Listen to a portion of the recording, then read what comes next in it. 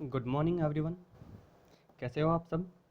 तो आज का जो हमारा टॉपिक है वो आपको दिख ही रहा है कि हम एमसीक्यू सॉल्व करने वाले हैं। हमने प्यूरिन का बायोसिंथेसिस है, प्यूरिन का डिग्रेडेशन है, कैटाबॉलिज्म ऑफ प्यूरिन है, एंड हमने एक salvage pathway by salvage pathway के थ्रू हमने प्यूरिन का सिंथेसिस एंड पायरिमिडिन सिंथेसिस ये हम सब ने देख लिया है अपन ने, है ना। हमने पायरिमिडिन का बायोसिंथेसिस भी देख लिया, कैटाबॉलिज्म भी देख लिया है, उसके एमसीक्यू भी सॉल्व कर चुके हैं ऑलरेडी। ठीक है, अब लास्ट हमारा जो बचा है वो हमारा बचा है कि आपका एक तरह से प्यूरिन वाले जो पोर्शन है उसके एमसीक्यू सॉल्व कर लेते हैं। ठीक है, तो टॉपिक क्या है? टॉपिक है nucleotide metabolism, purine biosynthesis and degradation MCQ. ठीक है, नंबर ऑफ एमसीक्यू 41। पायरिमिडिन के भी हमने किया था 43, वहाँ पे किया था 41 ये कर रहे हैं। मतलब हम टोटल कितने एमसीक्यू सॉल्व कर रहे हैं न्यूक्लियोटाइड मेटाबॉलिज्म के? 84 एमसीक्यू।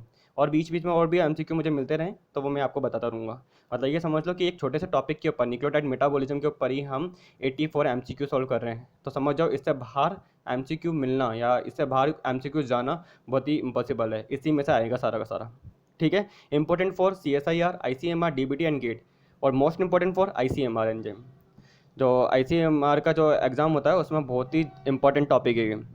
डन है। अब देखो एक और चीज़ है, पर मैं इसको बताने से पहले सबसे पहले मैं आपको एक चीज़ बताना चाहूँगा कि लास्ट टाइम हमने क्या करा था, एक डिजीज़ के बारे में पढ़ा था।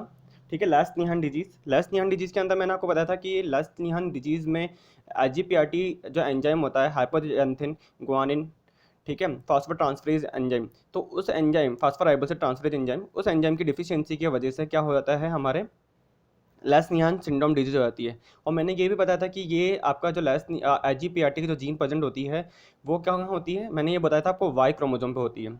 ठीक है, बट ये वाई क्रोमोजोम पे नहीं होती है, ये आपकी होती है एक्स क्रोमोजोम पे। अब देखिए बहुत सारी बुकों में बहुत सारी गलतियाँ दे रखी है। लास्ट टाइम हमने पाथफाइंडर की गलती बताई थी, अब मैं आपको एक और बुक की गलती बता रहा हूँ कि देखो इसमें क्या गलती है। देखो ये एक बुक है, ठीक है, फंडामेंटल ऑफ बायोकेमिस्ट्री, इसके बारे में मैंने आपको बताया था। Doctor JL Jain and doctor Sanjay Jain, Nitin Jain, इनकी एक बुक है।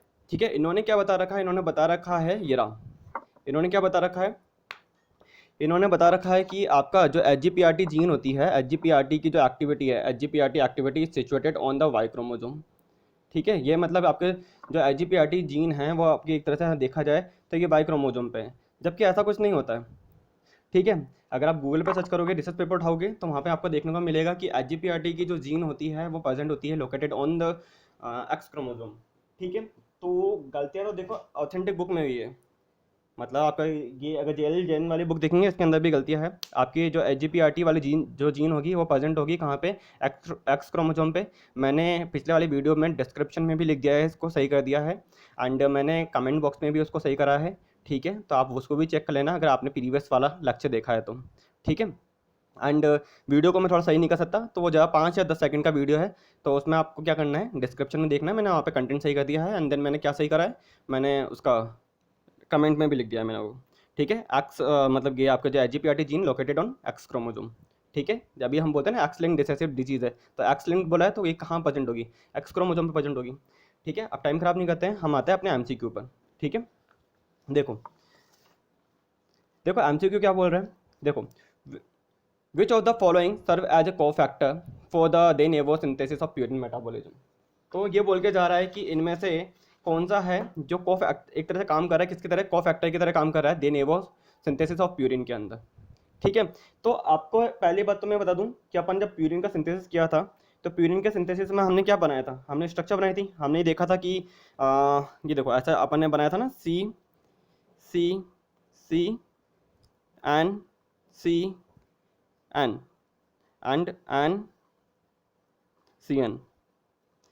ये अपन ने स्ट्रक्चर बनाई थी। हमने बोला था ये प्यूरिन की रिंग है।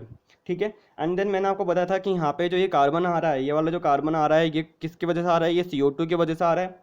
ठीक है, एंड देन मैंने बताया था कि यहाँ पे ये CCN, ये जो CCN आ रहे हैं, ये किसकी वजह से आ रहे हैं, ये वाले आ रहे हैं हमारे ग्लाइसिन की वजह से, ग्लाइसिन की वजह से। एंड ये जो एन है, ये आ रहे थे हमारे किसकी वजह से, ग्लूटामाइन, ग्लूटामाइन की वजह से आ रहे थे। एंड जो यहाँ पे जो नाइट्रोजन है, ये आ रहा था किसकी वजह से, एस्पार्टेट, एस्पार्टेट। एंड जब मैंने बताया था ये कार्बन है, ये जो कार्बन है, ये कौन लेके आया था, N 10, N 10 formal tetrahydro folate, ठीक है, ये हमने पढ़ चुके थे हम लोग, ठीक है। लैबलिंग भी हमने देखी थी, इनकी लैबलिंग क्या है, 1 2 3 4 5 6 7 8 एंड 9, ठीक है, डन है यहाँ तक। अब देखो ये हम पढ़ चुके थे। अगर ये क्वेश्चन, अगर आपको यह पता हो ना कि कौन कौन से, मतलब यहाँ पे जो नाइट्रोजन आ रहा है वो किसकी वजह से आ रहा है, अगर आपको ये पता हो कि N1 नाइट्रोजन एस्पार्टेट से आता है, C6 आपका जो होता है CO2 की वजह से आ रहा है, आपका C4 है, C5 है, N7 है ग्लाइसिन लेके आ रहा है, C2 एंड C8 हमारा N10 फॉर्मिंग टेट्राहाइड्रोफोलेट है। तो यहाँ पे बात क्या पूछी जा रही है, बोल रहा है which of the following serve as the cofactor for the de novo synthesis of purine metabolism. तो यहाँ पे कोफैक्टर की तरह कौन काम करके जाएगा, तो यहाँ पे कोफैक्टर की तरह देखो यहाँ पे N10 फॉर्मिल टेट्राहाइड्रोफोलेट, फोलेट क्या होती है एक तरह से अगर हम देखें तो ये होती है विटामिन बी, विटामिन B9, ठीक है, विटामिन B9 होती है। तो हम यहाँ पे बोलेंगे एक तरह से कि यहाँ पे कोफैक्टर की तरह कौन काम करती है, हमारा सी आंसर एकदम सही हो जाएगा। समझ में आ गया, सी आंसर एकदम सही हो जाएगा अपना। नेक्स्ट क्वेश्चन की तरफ हम मूव करते हैं, एक एक क्वेश्चन को हम डिटेल में देखेंगे। देखो अगर किसी बच्चे ने पार्ट 1 से ले पार्ट 1 2 3 4 5 6 7 8 ये देखे नहीं है तो पहले वो देखना, तब MCQ सॉल्व करना, अदरवाइज आपको समझ में नहीं आएंगे, बहुत ही कम समझ में आएंगे, ठीक है। नेक्स्ट क्वेश्चन देखते हैं, what is an activator of an enzyme glutamine phosphoribosyl transferase amide glutamine ribosyl sorry glutamine phosphoribosyl phosphate pyrophosphate amidotransferase a committed step of de novo biosynthesis of purine. तो देखो मैंने आपको बताया था, जब मैंने आपको बायोसिंथेसिस जब हमने रेगुलेशन पढ़ा था ना किसका, ग्लूटामाइन का, सॉरी प्यूरिन का, तब मैंने प्यूरिन का रेगुलेशन में आपको बताया था कि इसका रेगुलेशन कैसे कर सकते हैं हम। तो उसमें हमने क्या देखा था, देखो उसमें हमने देखा था कि जब आपका PRPP होता है ना, ये देखो PRPP अपन ने स्ट्रक्चर बनाई थी अपन ने ऐसे, फॉस्फोराइबोसिल 1 पायरोफॉस्फेट की,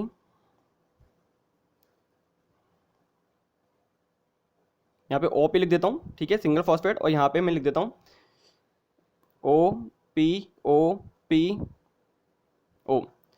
तो ये हमारी जो स्ट्रक्चर थी, ये स्ट्रक्चर किसकी थी, ये थी PRPP की स्ट्रक्चर। PRPP मतलब 5 फॉस्फोराइबोसिल 5 फॉस्फोराइबोसिल 1 पायरोफॉस्फेट, ये हमारी स्ट्रक्चर थी इसकी। जब हमने क्या किया था, जो एंजाइम था यहाँ पे ग्लूटामाइन फॉस्फोराइबोसिल पायरोफॉस्फेट अमाइडोट्रांसफरेज, इस एंजाइम के प्रेजेंस में हमने इसको किसके अंदर कन्वर्ट किया था, हमने कन्वर्ट किया था इसको किसके अंदर, PRA के अंदर। किसके अंदर किया था, PRA के अंदर।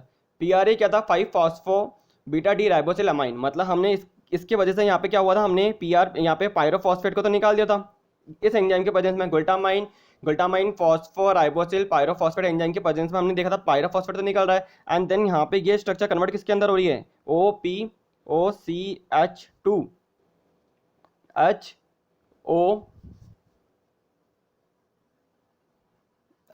और यहाँ पे लिख देता हमने NH2OH। तो इसको हमने बोला था PRA मतलब हमने बोला था इसका 5 फॉस्फो बीटा डी राइबोसिलामाइन, PRA मतलब हम बोल सकते हैं कि PRPP is converted into PRA with the help of glutamine phosphoribosyl pyrophosphate amidotransferase enzyme. Amido मतलब अमीनो ग्रुप ट्रांसफर कर रहे हैं, ये कौन ट्रांसफर करता है, ग्लूटामाइन करता है, ठीक है, ग्लूटामाइन करता है, और ग्लूटामाइन कन्वर्ट हो जाता है किसके अंदर, ग्लूटामेट के अंदर। डन है यहाँ तक, ग्लूटामेट के अंदर कन्वर्ट हो जाएगा। अब हमने देखा था कि जब ये कंडीशन आ रही है तो हमने देखा था कि आपकी एक तरह से क्या है, रेगुलेशन ऑफ प्यूरिन के अंदर हमने देखा था कि इस स्ट्रक्चर को हम क्या कर सकते हैं, हम रेगुलेट कर सकते हैं, ठीक है। तो इस स्ट्रक्चर को रेगुलेट करने का काम किसका था, इस स्ट्रक्चर मतलब इस रिएक्शन को आपका रेगुलेट करने का काम किसका था। तो हमने देखा था कि इस रिएक्शन को AMP GMP एंड IMP ये तीनों के तीनों क्या करके जाए थे, इनिबिट करके जाए थे, और यहाँ पे PRPP क्या करके जाया था, PRPP इसको एक तरह से एक्टिवेट करके जाया था।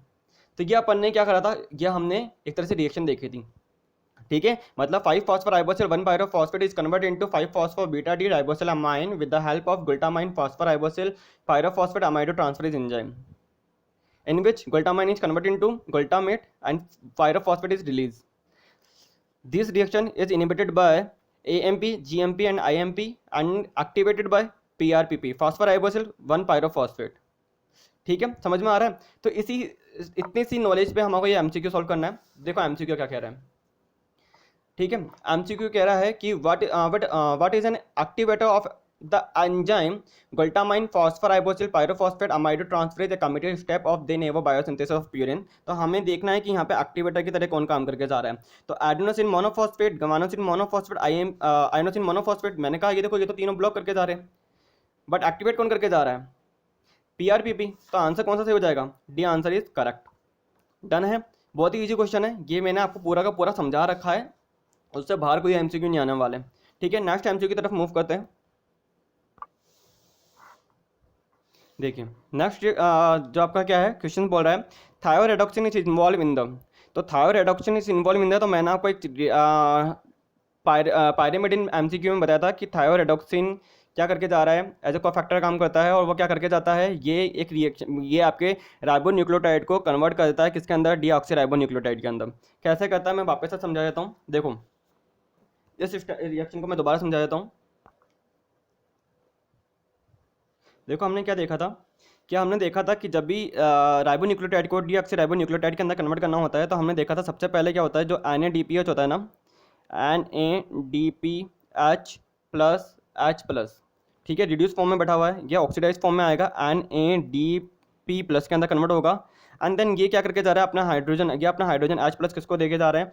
FAD। देखो ये यहाँ पे क्या है, ये FAD है, ऑक्सीडाइज फॉर्म में बैठा हुआ था, इसको क्या कर दिया? रिड्यूस कर दिया, FADH2 में कन्वर्ट कर दिया। अब FADH2 क्या करेगा? ये खुद भी ऑक्सीडाइज होना चाहेगा, तो ये क्या होता है, यहाँ पे एक एंजाइम आता है, इसको हम बोलते हैं थायोरेडॉक्सिन रिडक्टेज।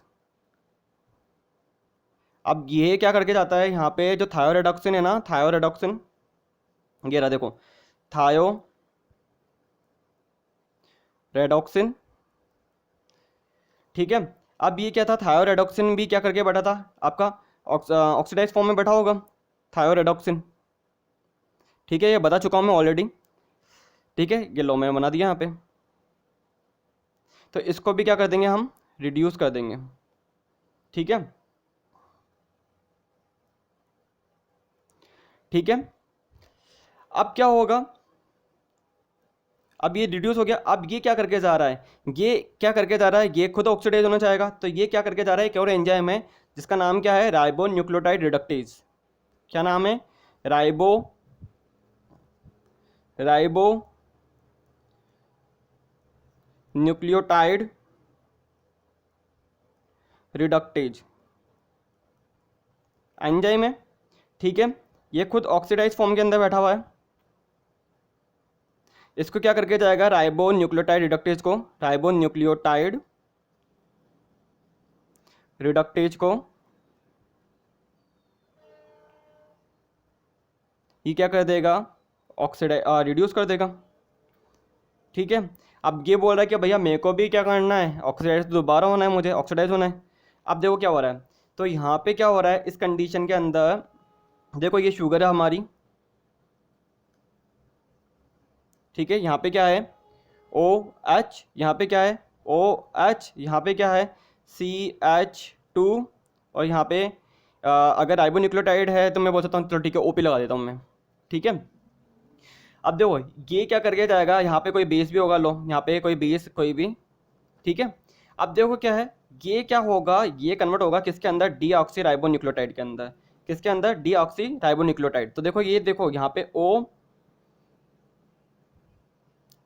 ठीक है, ये अपना यहाँ पे H आएगा, H यहाँ पे बेस हो जाएगा। अब देखो क्या हो रहा है, CH2OP। अब देखो यहाँ पे क्या था, यहाँ पे तो OH है, बट यहाँ पे क्या हो जाएगा, इस जगह पे H रह जाएगा। अब यहाँ से देखो ये तो क्या हुआ, ये दो हाइड्रोजन, ये दो हाइड्रोजन, ये दो हाइड्रोजन, और यहाँ से क्या निकल रहा है? ऑक्सीजन। तो यहाँ से हम क्या निकाल देंगे, यहाँ से हम निकाल देंगे वाटर मॉलिक्यूल, ठीक है। तो इस कंडीशन में क्या होगा आपका, एक तरह से ribonucleotide is convert into ribonucleotide is convert into deoxy ribonucleotide. ठीक है, डीऑक्सी राइबोन्यूक्लियोटाइड के अंदर कन्वर्ट हो गया। हमने क्या बनाया था, यूडीपी से डी बनाया था, याद हो तो पायरिमिडिन का बायोसिंथेसिस पढ़ोगे ना, तो हमने इसका रोल यूज में लिया था अपन ने। तो ribonucleotide is convert into deoxy ribonucleotide. तो यहाँ पे क्या क्या चल रही है, ये एक तरह से पूरा मैकेनिज्म चलता है। NADP plus convert into NADPH convert हो रहा है एनएडीपी प्लस के अंदर। देन क्या हो रहा है, हाइड्रोजन किसको देके जा रहा है, एफएडी को, एफएडी से किसको जा रहा है, थायराइड रिडक्शन को, थायराइड रिडक्शन क्या कर रहा है, राइबोन्यूक्लियोटाइड रिडक्टेज को। और यहाँ से हाइड्रोजन, दो हाइड्रोजन किसको गए, गया हाइड्रोजन और क्या हुआ, शुगर, जो आपका राइबोन्यूक्लियोटाइड का ऑक्सीजन, ये आपस में मिलकर वाटर रिलीज कर देंगे एंड आपकी जो शुगर होगी वो डीऑक्सीराइबोज शुगर के अंदर कन्वर्ट हो जाएगी। ठीक है, तो ये इसी बेस पर हमारा क्या होगा, ये आने वाला क्वेश्चन है, नेक्स्ट क्वेश्चन हमारा इसी बेस पे, मतलब ये वाला। ठीक है, देख लेते हैं। देखो, thyroid reduction is involve in the conversion of AMP to ATP, AMP to ATP, ऐसा कुछ है ही नहीं, राइबोन्यूक्लियोटाइड है। और राइबोन्यूक्लियोटाइड थोड़ा बनाना है, राइबोन्यूक्लियोटाइड से डीऑक्सीराइबोन्यूक्लियोटाइड बनाना है। कन्वर्जन ऑफ डी यूएमपी से डीटीपी और डीटीएमपी, मतलब डीऑक्सी राइबोन्यूक्लियोटाइड से डीऑक्सीराइबोन्यूक्लियोटाइड बना रहे हो, ये भी गलत हो गया। Conversion of ribonucleotide to deoxyribonucleotide, definitely हमने राइबोन्यूक्लियोटाइड से, राइबोन्यूक्लियोटाइड मतलब यहाँ पे देखो 2 प्राइम पर क्या है, OH है, 3 प्राइम पर भी OH है, बट डीऑक्सीराइबोन्यूक्लियोटाइड में डीऑक्सी मतलब क्या करना है, ऑक्सीजन को निकालना है, डी मतलब निकालना ऑक्सीजन को, कौन सी एंड से, सेकंड एंड से। तो यहाँ पे देखो 2 प्राइम पर हाइड्रोजन, 3 प्राइम पर OH, तो ये तो होती है अपनी डीऑक्सीराइबोन्यूक्लियोटाइड। तो यहाँ पे क्या होगा, conversion of ribonucleotide to deoxyribonucleotide with the help of thioredoxin. तो सी आंसर क्या हो जाएगा, एकदम सही हो जाएगा, conversion of a ribonucleotide to deoxyribonucleotide. Inhibition of xanthine oxidase, ऐसा कुछ होता नहीं है। डिग्रेडेशन ऑफ न्यूक्लियो प्रोटीन, ऐसा कुछ नहीं है। तो आंसर कौन सा सही हो जाएगा हमारा, आंसर हमारा सी एकदम करेक्ट हो जाएगा। मैं एक एक चीज़ का एक्सप्लेनेशन दूंगा कि हाँ ये क्यों लगाया अपन ने। ठीक है, नेक्स्ट क्वेश्चन की तरफ हम मूव करते हैं। ठीक है, नेक्स्ट क्वेश्चन क्या बोल के जा रहा है, नेक्स्ट क्वेश्चन बोल रहा है which of the following correct statement regarding sulphonamide. अब देखो क्या है, ये एक अपन को एक पाथवे और पढ़ना पड़ेगा कि सल्फोनामाइड का काम कहाँ होता है, कैसे काम करते हैं ये। तो इसके लिए हमें क्या करना पड़ेगा, इसके लिए हमें एक पाथवे पढ़ना पड़ेगा। ये कहाँ होता है, सबसे पहली बात तो देखो, ये आपका सल्फोनामाइड एक तरह से इनिबिटर की तरह काम करता है, इनिबिशन की तरह काम करता है, किसके अंदर, बैक्टीरिया के अंदर, हमारे अंदर नहीं है। ठीक है, क्या रोल करेगा, प्ले करेगा, देखो सबसे पहले क्या होता है, मैं पूरा पाथवे बता रहा हूँ, देन अपन इसका क्वेश्चन को सॉल्व करेंगे। हम अभी नहीं पढ़ रहे हैं, क्या बोल रहे हैं, सल्फोनामाइड मैकेनिज्म पढ़ रहे हैं, mechanism of action of sulphonamide, कि इसका क्या मैकेनिज्म है सल्फोनामाइड का। ठीक है, अब देखो यहाँ पे क्या होता है, PABA मतलब पैरा अमाइनो बेंजोइक एसिड, इसको हम बोलते हैं क्या, PABA। ठीक है, प्लस में, ठीक है, ये किसके साथ में रिएक्शन करेगा, ये किसके साथ में कंडेंस होगा, टेरेडिन। ठीक है, ये दोनों मिलकर के ये क्या बना लेंगे, ये दोनों मिलकर के बनाते हैं क्या, डाईहाइड्रोप्टेरोइक एसिड, डाईहाइड्रोप्टेरोइक एसिड। ठीक है, अब देखो with the help of enzyme भी तो चाहिए, तो एंजाइम कौन सा होगा, एंजाइम में हमारा डाईहाइड्रोप्टेरोइड सिंथेटेज, डाईहाइड्रोप्टेरोइड सिंथेटेज, ये एंजाइम चाहिए हमारे को। अब देखो क्या है, ये इस एंजाइम के प्रेजेंस में किसके अंदर कन्वर्ट हो गया, डाईहाइड्रोप्टेरोइक एसिड के अंदर। देन क्या होगा, dihydropteroic acid is convert into dihydrofolic acid, किसके अंदर, डाईहाइड्रोफोलिक एसिड। फॉलिक एसिड का रोल आपको पता ही था कहाँ है। ठीक है, प्यूरिन पायरिमिडिन सिंथेसिस में हमें पता होता है ना, फॉर्मेशन के अंदर हमको फॉलिक एसिड चाहिए। इससे हम क्या बना सकते हैं, इससे हम बना सकते हैं क्या, टेट्राहाइड्रोफोलिक एसिड। अब टेट्राहाइड्रोफोलिक एसिड का रोल वही बच्चा देख सकता है जिसने प्रीवियस लेक्चर देख रखे हैं। ठीक है, टेट्राहाइड्रोफोलिक एसिड का रोल क्या था, पायरिमिडिन में भी है, प्यूरिन के अंदर भी है।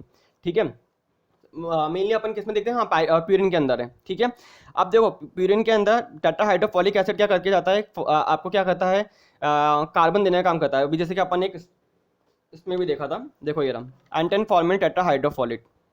ठीक है, फॉलेट है। ठीक है, तो अब देखो क्या है, टेट्राहाइड्रोफोलिक एसिड या टेट्राहाइड्रोफोलेट, इसका फॉर्मेशन कर लेते हैं। तो टेट्राहाइड्रोफोलेट से हम क्या बना सकते हैं, फॉलिक एसिड लिख दूंगा, टेट्राहाइड्रोफोलेट से क्या बनाता हूँ मैं, इसे आगे ले जाके इससे मैं डीएनए बना सकता हूँ, इसी को मैं आगे ले जाकर मैं इसी से क्या बना सकता हूँ, आरएनए बना सकता हूँ, और इसी से मैं आगे ले जाकर इसको, अगर मैं आगे ले जाता हूँ स्टेप में, तो इससे ही मैं बना सकता हूँ प्रोटीन। डन है। अब देखो क्या होता है कि dihydropteroic acid is convert into dihydrofolic acid with the help of dihydrofolate synthetase enzyme. Enzyme क्या है, डाइहाइड्रोफोलेट सिंथेटेज एंजाइम। ठीक है, यहाँ पे क्या चाहिए होता है, यहाँ पे एक और क्या कंपाउंड चाहिए, ग्लूटामेट चाहिए होता है। डन है।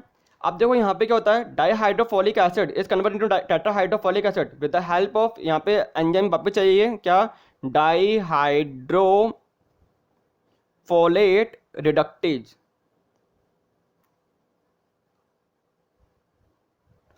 ठीक है, जब भी ये एंजाइम आता है यूज में, तो हमें पता है कि यहाँ पे क्या होता है, NADPH is convert into NADP के अंदर। ठीक है, अब देखो क्या होता है कि सल्फेनामाइड क्या करती है, आपके पैरा अमाइनो बेंजोइक एसिड को डाइहाइड्रोप्टेरोइक एसिड के अंदर कन्वर्जन के लिए ब्लॉक कर देती है, इस रिएक्शन को ब्लॉक करती है। मतलब क्या है, सल्फोनामाइड क्या करके जा रही है, इस रिएक्शन को ब्लॉक करके जा रहे हैं। एक और रिएक्शन है डाइहाइड्रोफोलिक एसिड, डाइहाइड्रोफोलिक एसिड को टेट्राहाइड्रोफोलिक एसिड के अंदर कन्वर्जन के लिए वापस से डाइहाइड्रोफोलिक एसिड इस कन्वर्ट इनटू टेट्राहाइड्रोफोलिक एसिड। जब हमने क्या पढ़ा था, हमने एक तरह से पायरिमिडिन सिंथेसिस पढ़ा था ना, तब भी हमने देखा था कि टेट्राहाइड्रोफोलिक एसिड से हमने पढ़ा था ना एंटन फॉर्मिन टेट्राहाइड्रोफोलेट, या फिर हमने पढ़ा था N5 एंटन मिथाइलिन टेट्राहाइड्रोफोलेट। ठीक है, या जब मैंने आपको पायरिमिडिन का बायोसिंथेसिस पढ़ाया था, तो मैंने बोला था कि आपका DUMP is convert into DTMP। ठीक है, तो वहाँ पे क्या होता है कि DUMP यूरेसिल, मतलब डीऑक्सी यूरेसिल है ना, वो कन्वर्ट हो रहा है डीऑक्सी थाइमिडिन।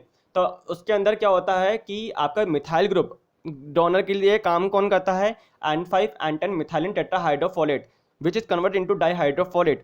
तो वहाँ पे जो डाइहाइड्रोफोलेट होता है वो दोबारा से कन्वर्ट होना चाहता है किसके अंदर, टेट्राहाइड्रोफोलेट के अंदर, ताकि वो दोबारा से मिथाइल ग्रुप देने के लिए काम कर सके। बट उस रिएक्शन को ब्लॉक करने का काम मैंने बताया था क्या, मिथोटेरेक्सेट करता है। या मैंने एक और चीज़ बताई थी आपको, मैंने पिछले बार क्वेश्चन में बता दिया था, ये ट्राई मिथोप्राइम। तो ट्राइमिथोप्राइम किसके अंदर है, बैक्टीरिया के अंदर है ये। तो ट्राइमिथोप्राइम ब्लॉक कर रहा है इस रिएक्शन को, और सल्फेनामाइड ब्लॉक कर रहा है इस रिएक्शन को। तो ठीक है, तो इस चीज़ में क्या है, हमने देखा कि क्या नाम है, सल्फेनामाइड। तो ये मैकेनिज्म ऑफ सल्फेनामाइड एंड ट्राइमिथोप्राइम का ये पूरा चार्ट है। मतलब क्या है, पैरा आप देख सकते हो कि आपका क्या है, para amino benzoic acid plus में pteridine convert into dihydropteroic acid with the help of, enzyme का नाम क्या है, डाइहाइड्रोप्टेरेट सिंथेटेज एंजाइम। ठीक है, now dihydropteroic acid is convert into dihydrofolic acid. Done है, with the help of dihydrofolate synthetase enzyme. Now dihydrofolic is convert into tetrahydrofolic acid या tetrahydrofolate with the help of dihydrofolate reductase enzyme. इसके ऊपर बहुत ही important question आते हैं, ये CSI भी बहुत बार पूछता है इसके ऊपर, यहाँ पे इस जगह से। ठीक है, तो इस रिएक्शन को ब्लॉक करने के काम हमारे अंदर कौन सा था, मिथोटेरेक्सेट था, अमीनोप्टेरिन था। बट बैक्टीरिया के अंदर कौन है, बैक्टीरिया के अंदर क्या है, ट्राइमिथोप्राइम हो गया। ठीक है, तो हमने ये रिएक्शन देखी थी।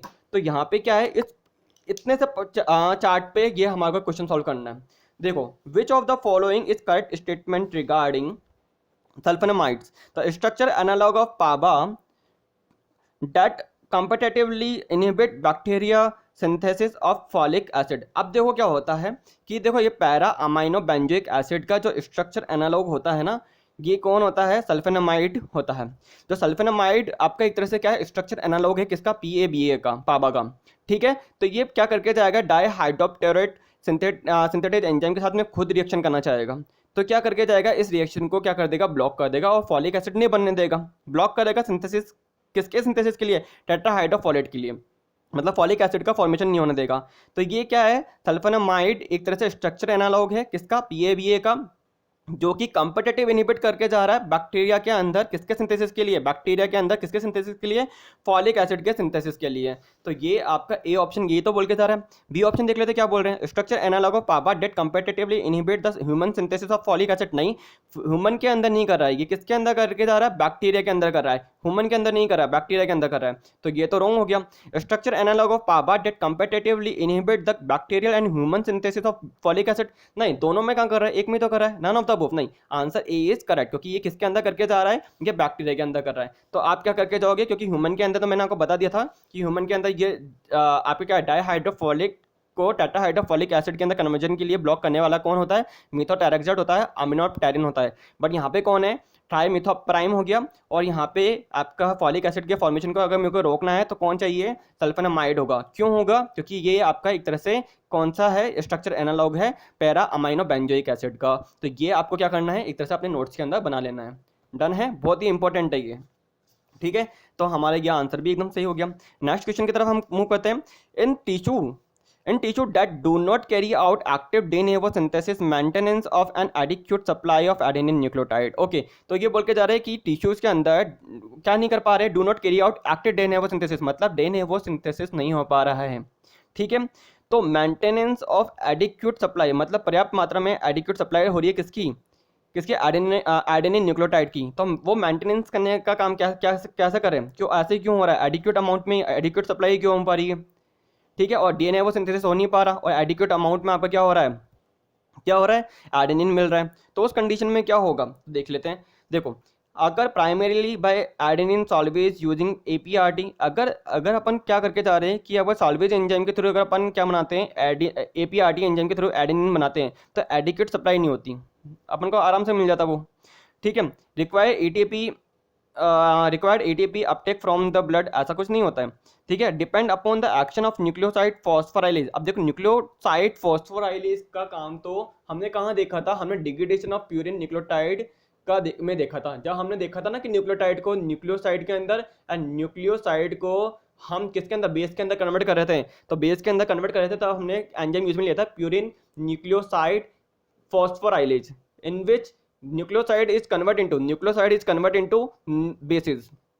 ठीक है, न्यूक्लियोसाइड को बेस के अंदर कन्वर्ट कर देते हैं। तो ऐसा तो कुछ चाहिए ही नहीं हमारे को, ये तो यहाँ काम आएगा ही नहीं। देन इन्होंने बोला in accomplish entirely by the action of adenylate kinase. Adenylate kinase भी अगर देखो प्रेजेंट होता तो एडिनाइलेट काइनेज का रोल कहाँ था, जब मैंने आपको बताया था कि एटीपी, या मैं बोल सकता हूँ कि अपने जब न्यूक्लियोसाइड लिया था ना, अपने एडिनोसाइन प्लस में हमने लिया था एटीपी को, हमने कन्वर्ट किया था एडीपी प्लस में एएमपी के अंदर। ठीक है, तो उस कंडीशन में हमने देखा था कि यहाँ पे क्या चाहिए था, एडिनोसिन काइनेज एंजाइम चाहिए था। ठीक है, तो यहाँ पे अगर हमें एडिनोसिन काइनेज एंजाइम होगा तो एएमपी मतलब एएमपी भी बहुत ज़्यादा बनेगा, कोई दिक्कत ही नहीं है हमारे को। ठीक है, तो ये भी ऑप्शन सही नहीं हो सकता। तो इन्होंने बोला involve hypoxanthine salvage using एचजीपीआरटी। Definitely देखो, अगर हाइपोजेंथिन सॉल्वेज यूजिंग एचजीपीआरटी है तो हाइपोजेंथिन इज, अगर हम ये यूज में लेते हैं तो उस कंडीशन में हाइपोजेंथिन से हम क्या बना लेंगे, आइनोसिनेट बना लेंगे, और ग्वानाइन से क्या बना लेंगे, ग्वानाइलेट बना लेंगे। मतलब मैंने आपको बताया था ना कि आपका हाइपोजेंथिन से आप क्या बना लोगे, आप आईएमपी बना लोगे, एंड ग्वानाइलेट से ग्वानिन से आप क्या बना लोगे, ग्वानाइलेट। ठीक है, with the help of HGPRT enzyme. ठीक है, तो उसी कंडीशन में क्या हो रहा है, उस कंडीशन में क्या हो रहा है, हम ये बोल सकते हैं कि हाँ ठीक है, कि हमारे बॉडी में सबसे ज़्यादा क्या बन रहे हैं, हमारे आईएमपी फॉर्मेशन हो रहा है, ग्वानाइलेट का फॉर्मेशन हो रहा है। ठीक है, या और क्या होगा, एडिक्वेट अमाउंट में हमको क्या मिल पा रही है, हमारे को क्या मिल रही है, एडेनिन मिल पा रही है। ठीक है, तो यहाँ पे क्या हो रहा है, सॉल्वेज पाथवे चल रहा है। सॉल्वेज में कौन सा चल रहा है कि involve hypoxanthine salvage using एचजीपीआरटी। Done है। ठीक है, नेक्स्ट क्वेश्चन की तरफ हम मूव करते हैं। देखो, ये हमने कर लिया, नेक्स्ट क्वेश्चन की तरफ मूव करते हैं।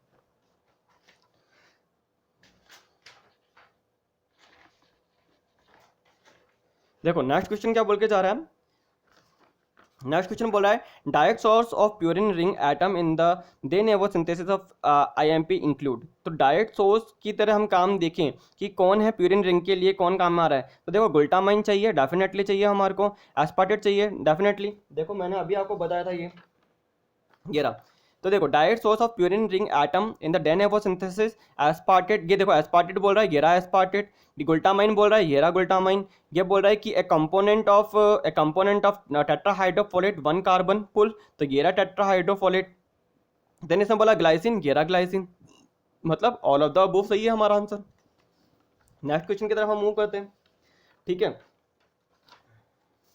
देखो नेक्स्ट क्वेश्चन क्या बोल के जा रहा है, ए न्यूक्लियोसाइड फॉस्फोराइलेज, अभी मैंने बताया कि न्यूक्लियोसाइड फॉस्फोराइलेज एंजाइम क्या करता है, आपके न्यूक्लियोसाइड को बेस के अंदर कन्वर्ट कर देगा। हमने क्या बताया था, देखो मैं यहाँ बताया हूँ, इधर बताया था, हमने क्या लिया था, ये देखो CH2OH HO, और यहाँ पे क्या है, अगर मैं क्या ले रहा हूँ, कोई भी बेस ले रहा हूँ, ठीक है, तो ये क्या होगा बेस, जैसे आपका एडेनिन हो गया, ग्वानिन हो गया, ठीक है, और यहाँ पे मैंने क्या ले लिया, आपका एक तरह से OH ले लिया, लो, ठीक है, ठीक है। और अगर मैं यहाँ पे ग्वानिन, अगर मे बी अगर यहाँ पे ग्वानिन अटैच कर दूँ, तो ये देखो ये ग्वानिन या एडेनिन अटैच कर दूँ, देखो ये ग्वानिन के स्ट्रक्चर मैंने बना दिए, ठीक है, ये ग्वानिन है। तो ये क्या है यहाँ पे, अगर यहाँ पे फॉस्फेट नहीं है, ओनली शुगर है, शुगर है, शुगर प्लस में बेस, नाइट्रोजिनस बेस, इसको हम क्या बोलते हैं, ग्वानोसिन, मतलब हम बोल सकते हैं ये क्या है, ग्वानोसाइन, मतलब ये क्या है, न्यूक्लियोसाइड। अगर मैं ले आता हूँ कौन सा enzyme, nucleoside phosphorylase, with the help of nucleoside phosphorylase क्या होगा, शुगर अलग हो जाएगी, और क्या हो जाएगा, बेस क्या हो जाएगा, अलग हो जाएगा, ठीक है। तो ये कंडीशन क्या आ जाएगी, ये कंडीशन आ जाएगी हमारी ये वाली। तो इसको हमें बोलूँगा क्या, एक सिंगल बेस को जो मैं बोलता हूँ उसको मैं बोलता हूँ ग्वानाइन, ठीक है। तो ये ग्वानिन हो गया। तो क्या करके जाता है आपका कौन सा एंजाइम, न्यूक्लियोसाइड फॉस्फोराइलेज, ये क्या करता है, न्यूक्लियोसाइड को कन्वर्ट करता है किसके अंदर, न्यूक्लियोसाइड को कन्वर्ट करता है बेस के अंदर। डन है, ये बेस है हमारा, ठीक है। तो देख लो यहाँ पे क्या बोल के जा रहे हैं, a nucleoside phosphorylase cleave a nucleoside with the production of ribose one phosphate. तो देखो यहाँ पे क्या होगा, जब क्या होगा ये यहाँ से निकलेंगे, तो यहाँ पे क्या होगा कि आपका शुगर निकल जाएगी, तो इन्हें ये बोला है production of ribose one phosphate. तो यहाँ पे क्या होगा कि एक तरह से आपका एक फॉस्फेट के प्रेजेंट में पीआई चाहिए होगा, ये क्या निकाल देगा, एक तरह से राइबोज वन फॉस्फेट निकाल देगा, ठीक है। पीआई चाहिए होगा और क्या होगा, ribose one phosphate, ribose one phosphate निकाल देगा, ठीक है, फॉस्फेट आएगा, ठीक है।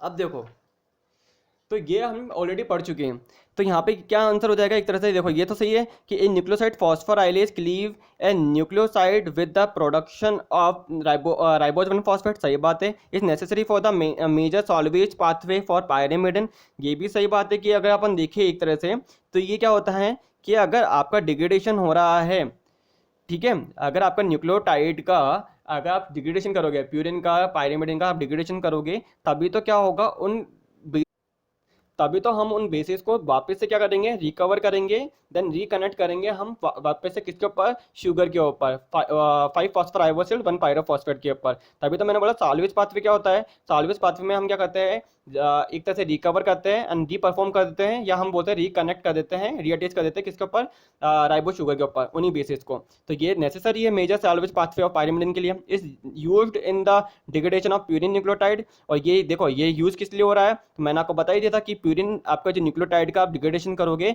तब आपका आता है न्यूक्लियोसाइड पायरोफॉस्फोराइलेज, इन विच क्या होगा, ग्वानोसिन, मतलब क्या पहले क्या होता है कि ग्वानिन न्यूक्लियोटाइड है, ये कन्वर्ट होगा ग्वानोसाइन के अंदर, ये ग्वानोसाइन कन्वर्ट होगा ग्वानिन के अंदर, देन ग्वानिन से हम जैंथिन बनाएंगे, जैंथिन से हम यूरिक एसिड बना लेंगे। ये मैंने आपको एकदम अच्छी तरह मैंने चार्ट के थ्रू बता रखा है, ठीक है। देन इसमें बोला is responsible for equilibrium of nucleoside monophosphate to nucleoside diphosphate. देखो ऐसा कोई कन्वर्जन में नहीं आता कि न्यूक्लियोसाइड मोनोफॉस्फेट को न्यूक्लियोसाइड डाइफॉस्फेट में कन्वर्ट करना है या इक्विलिब्रियम टाइप में हमें कुछ करना है, तो आंसर क्या हो जाएगा, 1, 2 एंड 3 सही हो जाएगा। नेक्स्ट क्वेश्चन की तरफ हम मूव करते हैं।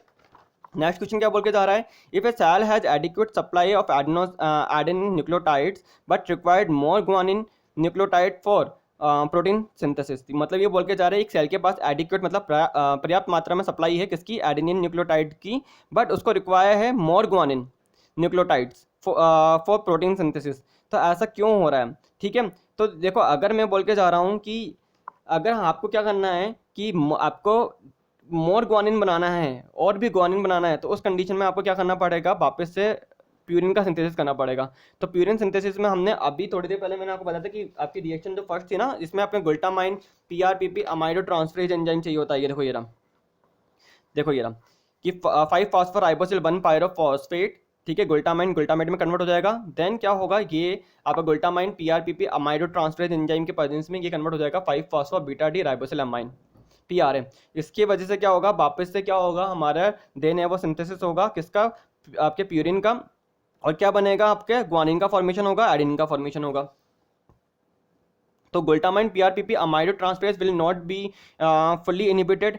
तो ये अगर फुल्ली इनिबिटेड हो जाता, अगर ये ग्लूटामाइन पीआरपीपी अमाइडो ट्रांसफरेज अगर फुल्ली इनिबिटेड होता, तो आपको एडिक्यूट अमाउंट के अंदर एडेनिन भी नहीं मिलता। ठीक है, क्योंकि क्योंकि आपको जो प्यूरिन बायोसिंथेसिस की अपन ने जो रिएक्शन पढ़ी थी, उसमें सेकंड रिएक्शन ही ये वाली थी। ठीक है, क्या एंजाइम की। तो आप क्या एक काम करना, ये जो बच्चे पहली बार देख रहे हैं, तो वही काम करना, प्यूरिन बायोसिंथेसिस वाला पार्ट देखना। उसके अंदर आपको glutamine 5 फॉस्फोराइबोसिल 1 pyrophosphate amido transferase enzyme की एक्टिविटी मैंने बताई है वहाँ पे।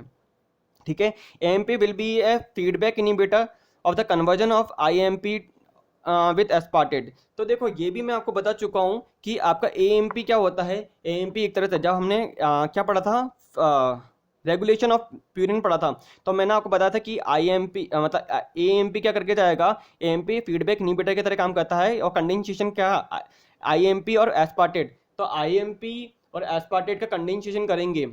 ठीक है, तो हमने क्या बनाया था, एडिनाइलो सक्सिनेट बनाया था। शॉर्ट में बता देता हूँ यहाँ पे कि अपन ने क्या किया था कि आईएमपी प्लस में मैंने क्या लिया था, एस्पार्टेट। ठीक है, स्ट्रक्चर के साथ मैं ऑलरेडी बता चुका हूँ इसको, तो आप वहाँ पे देख लोगे ये। ठीक है, यहाँ पे एंजाइम चाहिए होता है कौन सा, एडेनाइलो सक्सिनेट सिंथेटेज। ठीक है, ये क्या बना लेंगे, ये बनाएंगे एडिनाइलो सक्सिनेट।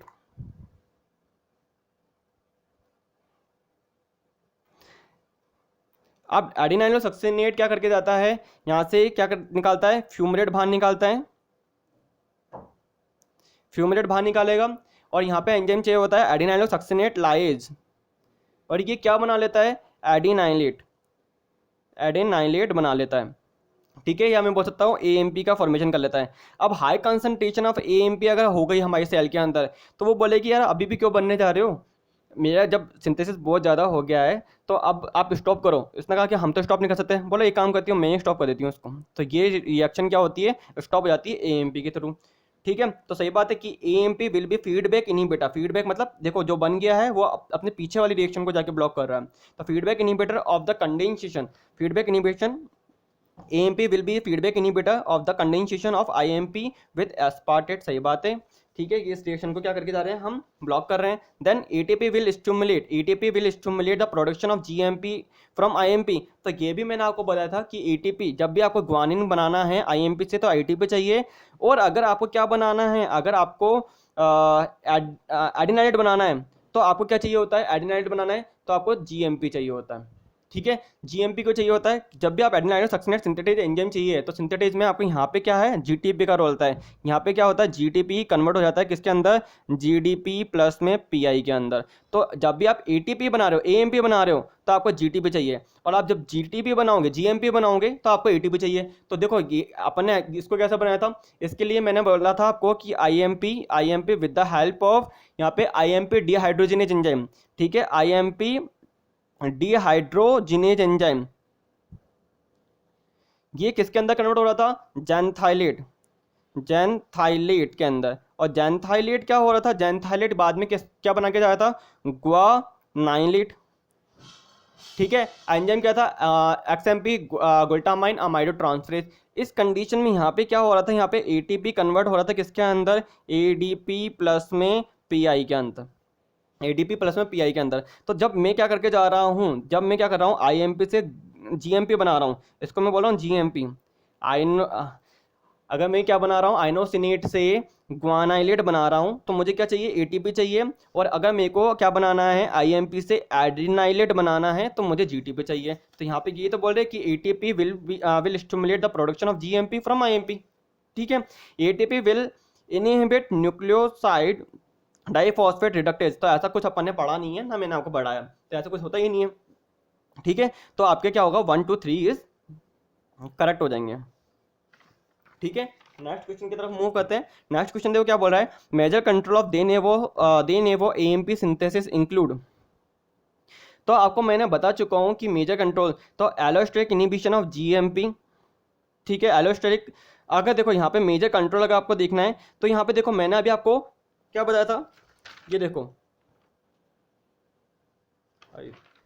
अभी ही मैंने आपको बताया था, रुको एक मिनट बताता हूँ मैं। देखो major control of de novo, यहाँ पे क्वेश्चन क्या बोला है, major control of de novo AMP synthesis include. तो यहाँ पे allosteric inhibition of GMP, allosteric inhibition of AMP, availability of PRPP, stimulation of GTP. तो देखो यहाँ पे क्या होता है कि अगर हमें कंट्रोल कर रहे हैं हम कि क्या नाम किसका, एएमपी सिंथेसिस का, तो यहाँ पे क्या देखो एएमपी जीएमपी आईएमपी एक तरह से एलोस्टेरिक इनहिबिटर के इनहिबिशन हो रहा है। ठीक है, अगर हम करेंगे तो ठीक है, यहाँ पे एलोस्टेरिक इनहिबिशन बाय जीएमपी हो रहा है डेफिनेटली, एएमपी हो रहा है डेफिनेटली, आईएमपी भी हो सकता है, availability of PRPP and stimulation अगर यहाँ पे अगर जीटीपी है तो वो स्टिमुलेशन करके जाएगा, अगर एएमपी है तो वो इनहिबिशन करके जाएगा, जीएमपी है तो इनहिबिशन करके जाएगा, पीआरपीपी है तो वो भी एक तरह से एक्टिवेट करके जाएगा। तो ये मैं आपको ऑलरेडी बता चुका हूँ रेगुलेशन के अंदर। ठीक है, जब अपन ने सॉल्वेज पाथ में पढ़ा था ना, तब अपन ने रेगुलेशन में पढ़ा था, तो उसमें अपन कर चुके हैं। तो आंसर क्या हो जाएगा, D, all of the above सही हो जाएगा। नेक्स्ट क्वेश्चन का आंसर देखते हैं। नेक्स्ट क्वेश्चन क्या बोल रहा है, नेक्स्ट क्वेश्चन बोला है direct source of purine ring atoms in the de novo synthesis of IMP. अच्छा ये तो अपन कर चुके हैं ये वाला। ठीक है, नेक्स्ट क्वेश्चन की तरफ हम मूव करते हैं। देखो ये रहा, severe combined immuno deficiency disease is caused by the deficiency of the following enzyme. तो मैंने आपको बताया था SCID is caused by adenosine deaminase enzyme. तो एडेनोसिन डीअमाइनेज एंजाइम, इससे पहले वाले लेक्चर में अपन ने डिजीज पढ़ी थी कि डिजीज अपन ने गाउट डिजीज पढ़ी थी, अपन ने लैस्निहान डिजीज पढ़ी थी, एंड एडेनोसिन डीअमाइनेज एंजाइम की डिजीज पढ़ी थी। एडेनोसिन डीअमाइनेज एंजाइम की डिफिशियंसी की वजह से आपके T lymphocyte and B lymphocyte क्या होते हैं, पुअरली डेवलप होते हैं या डेवलप ही नहीं हो पाते हैं, हमने ये देखा था। ठीक है, तो यहाँ पे क्या हो रहा है, एक तरह से क्या होगा, और इस एंजाइम की डिफिशियंसी से क्या हो जाता है, आपका SCID severe combined immuno deficiency disease हो जाती है। तो बी आंसर आपका एक तरह से करेक्ट हो जाएगा। देन क्या बोल के जा रहे हैं, the following enzyme are involve in the catabolism of AMP to uric acid, the correct order of their use. अब देखो अगर मुझे एएमपी से, अगर मुझे क्या करना है, एएमपी से मुझे क्या बनाना है, यूरिक एसिड का फॉर्मेशन करना है, किसका, यूरिक एसिड का फॉर्मेशन करना है। तो बताओ क्या आपके कन्वर्जन होना चाहिए।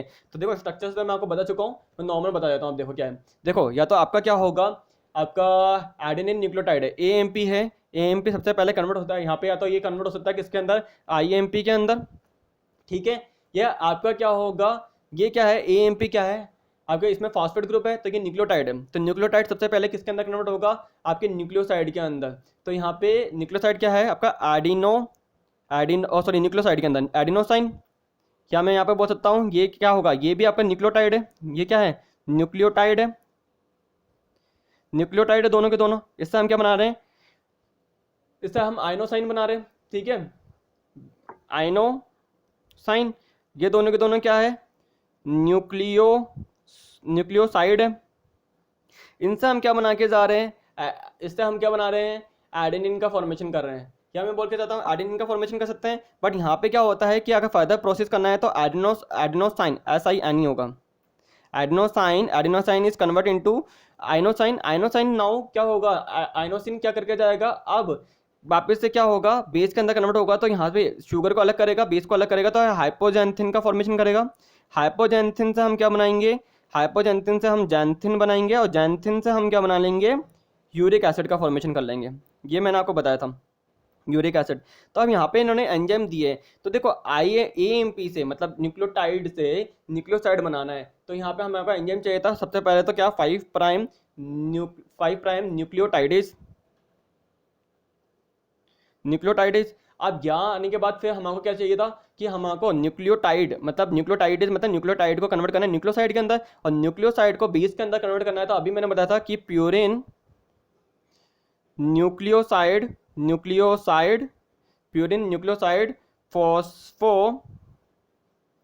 फॉस्फोराइलेज एंजाइम चाहिए। ठीक है। एंड देन अगर आपको बेस को वापस से इसके अंदर कन्वर्ट करना है तो यहाँ पे क्या चाहिए, जैंथिन ऑक्सीडेज एंजाइम चाहिए। ठीक है। तो यहाँ पे यही हमारे से पूछा गया है कि आपको काम कैसे करना है यहाँ पे। ठीक है। और यहाँ पे क्या चाहिए, AMP से IMP बनाना है, तो डी अमाइनेज। तो देखो सबसे पहले हमारे यहाँ पे क्या बोला गया, फर्स्ट तो क्या है डी अमाइनेज, सेकंड क्या है न्यूक्लियोटाइडेज, थर्ड क्या है न्यूक्लियोसाइड फॉस्फोराइलेज, फोर्थ क्या है जैंथिन ऑक्साइडेज। यहाँ पे भी जैंथिन ऑक्साइडेज चाहिए होता है। ठीक है। तो यहाँ पे देख लो, हम देख लेते हैं पहला क्या है डीएमिनेज 1, सेकंड क्या है आपका थर्ड होगा ए न्यूक्लियोटाइडेज। ठीक है। एंड क्या होगा ए न्यूक्लियोसाइड फॉस्फोराइलेज आपका थर्ड होगा जैंथिन। तो आपका आंसर बी हो जाएगा, यहाँ पे बी इज करेक्ट। 1 3 2 4 सीक्वेंस बतानी थी कि किस सीक्वेंस में ये एंजाइम आते हैं। कहाँ पे AMP से यूरिक एसिड बनाना है, तो सीक्वेंस बताओ कैसे के एंजाइम अटैच होंगे। अगर आपको ये पाथवे ही नहीं पता तो आप सीक्वेंस कैसे बताओगे कि कौन सा एंजाइम आ रहा है। ठीक है। तो ये क्वेश्चन खत्म हो गया। नेक्स्ट क्वेश्चन देख लेते हैं। The formation of DATP to DATP the formation of DATP for DNA synthesis occur primarily by. तो यहाँ पे जो फॉर्मेशन हो रहा है DATP का फॉर DNA सिंथेसिस कहाँ हो रहा है, ये क्या कैसे हो रहा है।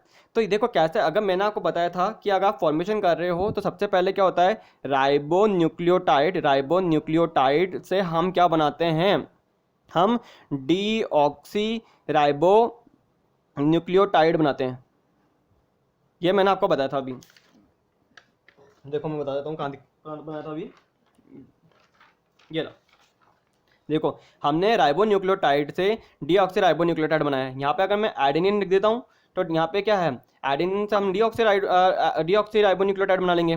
ठीक है। तो यहाँ पे the formation of DATP for DNA synthesis, तो क्या चाहिए हमारे को, क्या चाहिए, देन है वो सिंथेसिस बिगनिंग विद DPRPP, ऐसा कुछ होता ही नहीं है। सॉल्वेज एडेनिन यूजिंग APRT, ऐसा भी कुछ नहीं है। Convert ADP to DATP using thioreduction, definitely ADP मतलब राइबोन्यूक्लियोटाइड से डीऑक्सी राइबोन्यूक्लियोटाइड चाहिए, तो यूजिंग चाहिए हमारे क्या, थायोरेडक्शन। तो ये एकदम सही आंसर हो गया। कन्वर्टिंग DIMP DAMP यूजिंग, ऐसा कुछ था ही नहीं, तो सी answer is correct. Next question की तरफ हम मूव करते हैं।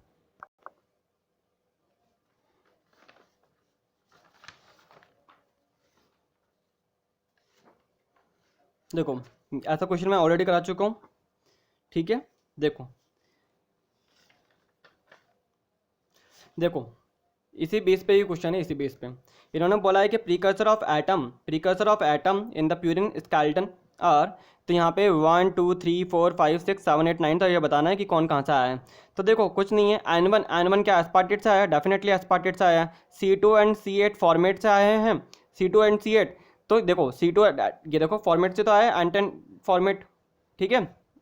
नेक्स्ट देखो यहाँ पे क्या है, नेक्स्ट उन्होंने बोला N3 और N9 क्या ग्वानाइडिन से आए हैं, और ऑफ आर्जिनिन नहीं, ये आपके किससे आते हैं, N3 और 9 आपके N3 और N9 आपके ग्लूटामाइन से आते हैं। तो ये एकदम रॉन्ग हो गया।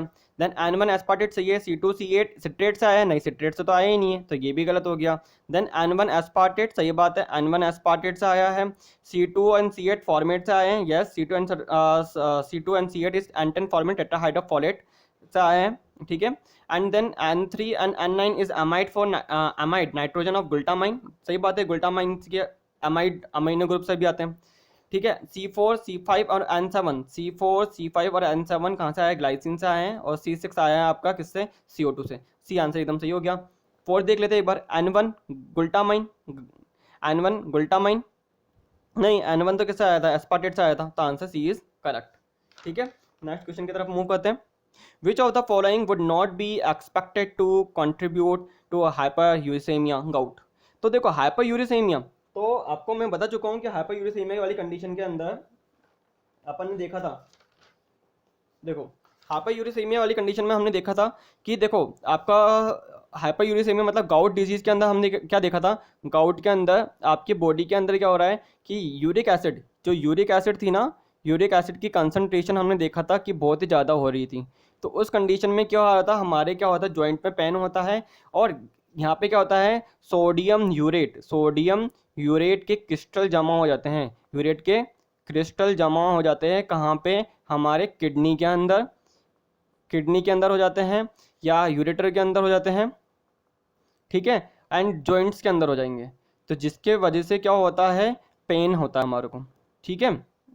इसको हम क्या बोलते हैं, गठिया भी बोलते हैं ना, जो अपने आप देखते हो बड़े बुजुर्ग का दर्द होता है जॉइंटों के अंदर, गठिया, वही चीज़ है, गाउट डिजीज ही बोलते हैं इसको, ठीक है। तो high concentration of uric acid क्या करता है, एक तरह से हाई हाई कंसंट्रेशन, ये ऐसा क्यों हो रहा था, तो इसके हमने दो रीजन भी देखे थे, या तो आपकी क्या हो जाए, HGPRT एंजाइम की डिफिशियंसी हो जाए, ठीक है, या हमने बोला था कि इसको अपन ने एक और रीज़न लिया था कि आपका ग्लूकोज ग्लूकोज 6 फॉस्फेटेज एंजाइम की डेफिशिएंसी हो जाए। इसमें हमने वॉन ग्रिक डिजीज पढ़ी थी, ठीक है। अगर देखो HGPRT एंजाइम की डिफिशियंसी होगी तो क्या होगा, आपका एक तरह से GMP नहीं बन पाएगा, आपका क्या नहीं बन पाएगा, आइनोसिन नहीं बन पाएगा, ठीक है। आपका एक तरह से और आपका क्या होगा, अगर GMP नहीं बन पा रहा है, अगर आपका क्या नहीं बन पा रहा है, IMP नहीं बन पा रहा है, तो कैसे नहीं बन पा रहा है, सॉल्वेज पाथवे के थ्रू नहीं बन पा रहा है, किसके थ्रू, सॉल्वेज मतलब क्या है, HGPRT is a salvage enzyme definitely. तो यहाँ पे अगर सॉल्वेज एंजाइम की डेफिशिएंसी हो जाएगी तो उस कंडीशन में डिफिशियंसी होने की वजह से क्या होगा, आपका क्या होगा, PRPP, क्योंकि क्या होता है, हमने देखा था कि हाइपोजेंथिन प्लस में PRPP with the help of HGPRT enzyme, ये क्या बनाते थे, ये बनाया था आपका हाइपोजेंथिन से हम आइनोसिन बना रहे थे, IMP बना रहे थे, और हम क्या देख रहे थे, ग्वानाइन बेस था प्लस में PRPP with the help of HGPRT enzyme, ये क्या बनाया था, GMP बनाया था। अगर मैं बोल रहा हूँ HGPRT नहीं है तो ये कहाँ, ये रिएक्शन कहाँ चल रही थी, आपकी रिएक्शन चल रही है किसके अंदर, ब्रेन के अंदर, ठीक है। ब्रेन के अंदर क्या होता है, जो भी आपको न्यूक्लियोटाइड का फॉर्मेशन करना होता है वो सॉल्वेज एंजाइम के थ्रू करोगे, डे नेवो सिंथेसिस की तरह नहीं, के थ्रू नहीं करते हो।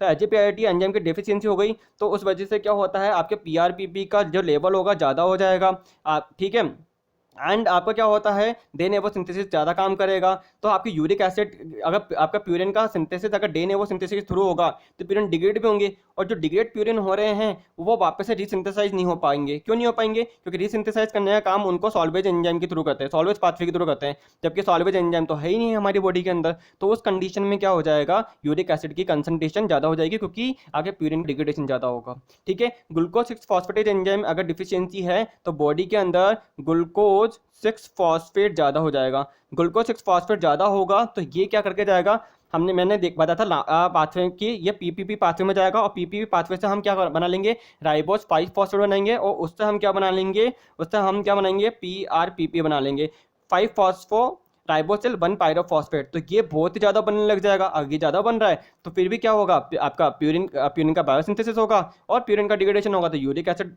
ज़्यादा बनेगा। तो इनडायरेक्टली क्या हो रहा है, यूरिक एसिड ज़्यादा ही बन रहा है। तो यहाँ पे हमें वही देखना है कि which of the following would not be expected to contribute to hyper uricemia, मतलब ज़्यादा आपके क्या बन रहा है, यूरिक एसिड बन रहा है, हाइपर यूरिसेमिया कंडीशन आ जाती है गाउट के अंदर। तो unusual high level of PRPP definitely होता है, हमें नोट पूछा है हमें तो कि ऐसा कुछ नहीं है यहाँ पे, ऐसा क्या नहीं होता है। तो इनिबिशन ऑफ जैंथिन ऑक्सीडेज नहीं, अगर जैंथिन ऑक्सीडेज एंजाइम की अगर मैं तोड़ देता हूँ जैंथिन ऑक्सीडेज को, अगर मैं क्या करता हूँ, देखो ये रहा, अभी इसके ऊपर ही बना हुआ है, देखो हाइपोजेंथिन, देखो हाइपोजेंथिन से जैंथिन से आपका क्या बना रहे हैं, यूरिक एसिड, मतलब ये मैंने डिग्रेड किया है किसको, एडेनिन को, AMP को करा है, ठीक है। प्यूरिन का डिग्रेडेशन है एक तरह से। तो प्यूरिन डिग्रेडेशन में अगर AMP किसके अंदर कन्वर्ट हो रहा है, IMP आइनोसिन से हाइपोजेंथिन, जैंथिन एंड यूरिक एसिड। तो यहाँ पे आपको पता है कि हाइपोजेंथिन से जैंथिन बनाने का काम भी किसका होता है, जैंथिन ऑक्सीडेज का, एंड जैंथिन से यूरिक एसिड बनाने का काम भी किसका होता है, जैंथिन ऑक्सीडेज का ही होता है, सेम एंजाइम है। तो अगर जैंथिन ऑक्सीडेज का अगर मैं इनिबिट कर देता हूँ तो उस कंडीशन में क्या हो जाएगा, यूरिक एसिड का फॉर्मेशन ही नहीं होगा। तो अगर यूरिक एसिड का फॉर्मेशन ही नहीं होगा तो गाउट डिजीज नहीं होगी, गठिया रोग नहीं होगा, ठीक है। तो हमारे को तो क्या हो रहा है, हमारे तो यूरिक एसिड की कंसंट्रेशन ज़्यादा हो रही है, तो ये तो क्या होगा, ऐसा तो कुछ हो नहीं सकता। डेफिशिएंसी ऑफ HGPRT, अभी मैंने बता दिया कि HGPRT एंजाइम जो सॉल्वेज एंजाइम होता है उसकी डेफिशिएंसी हो जाती है। ठीक है। an unusual high turnover of nucleic acid, definitely high turnover of nucleic acid by de novo pathway। ठीक है, तो आंसर क्या हो जाएगा, नॉट पूछा है तो यहाँ पे बी आंसर हो जाएगा। नेक्स्ट क्वेश्चन की तरफ हम मूव करते हैं। ठीक है, नेक्स्ट क्वेश्चन क्या बोल के जा रहा है, देखो नेक्स्ट क्वेश्चन बोल रहा है which of the following statement are correct. हमारे को स्टेटमेंट बताना है कौन सा सही है कौन सा गलत है। देखो हाइपो, यहाँ पे बोल रहा है hydroxy urea inhibit activity of ribonucleotide reductase.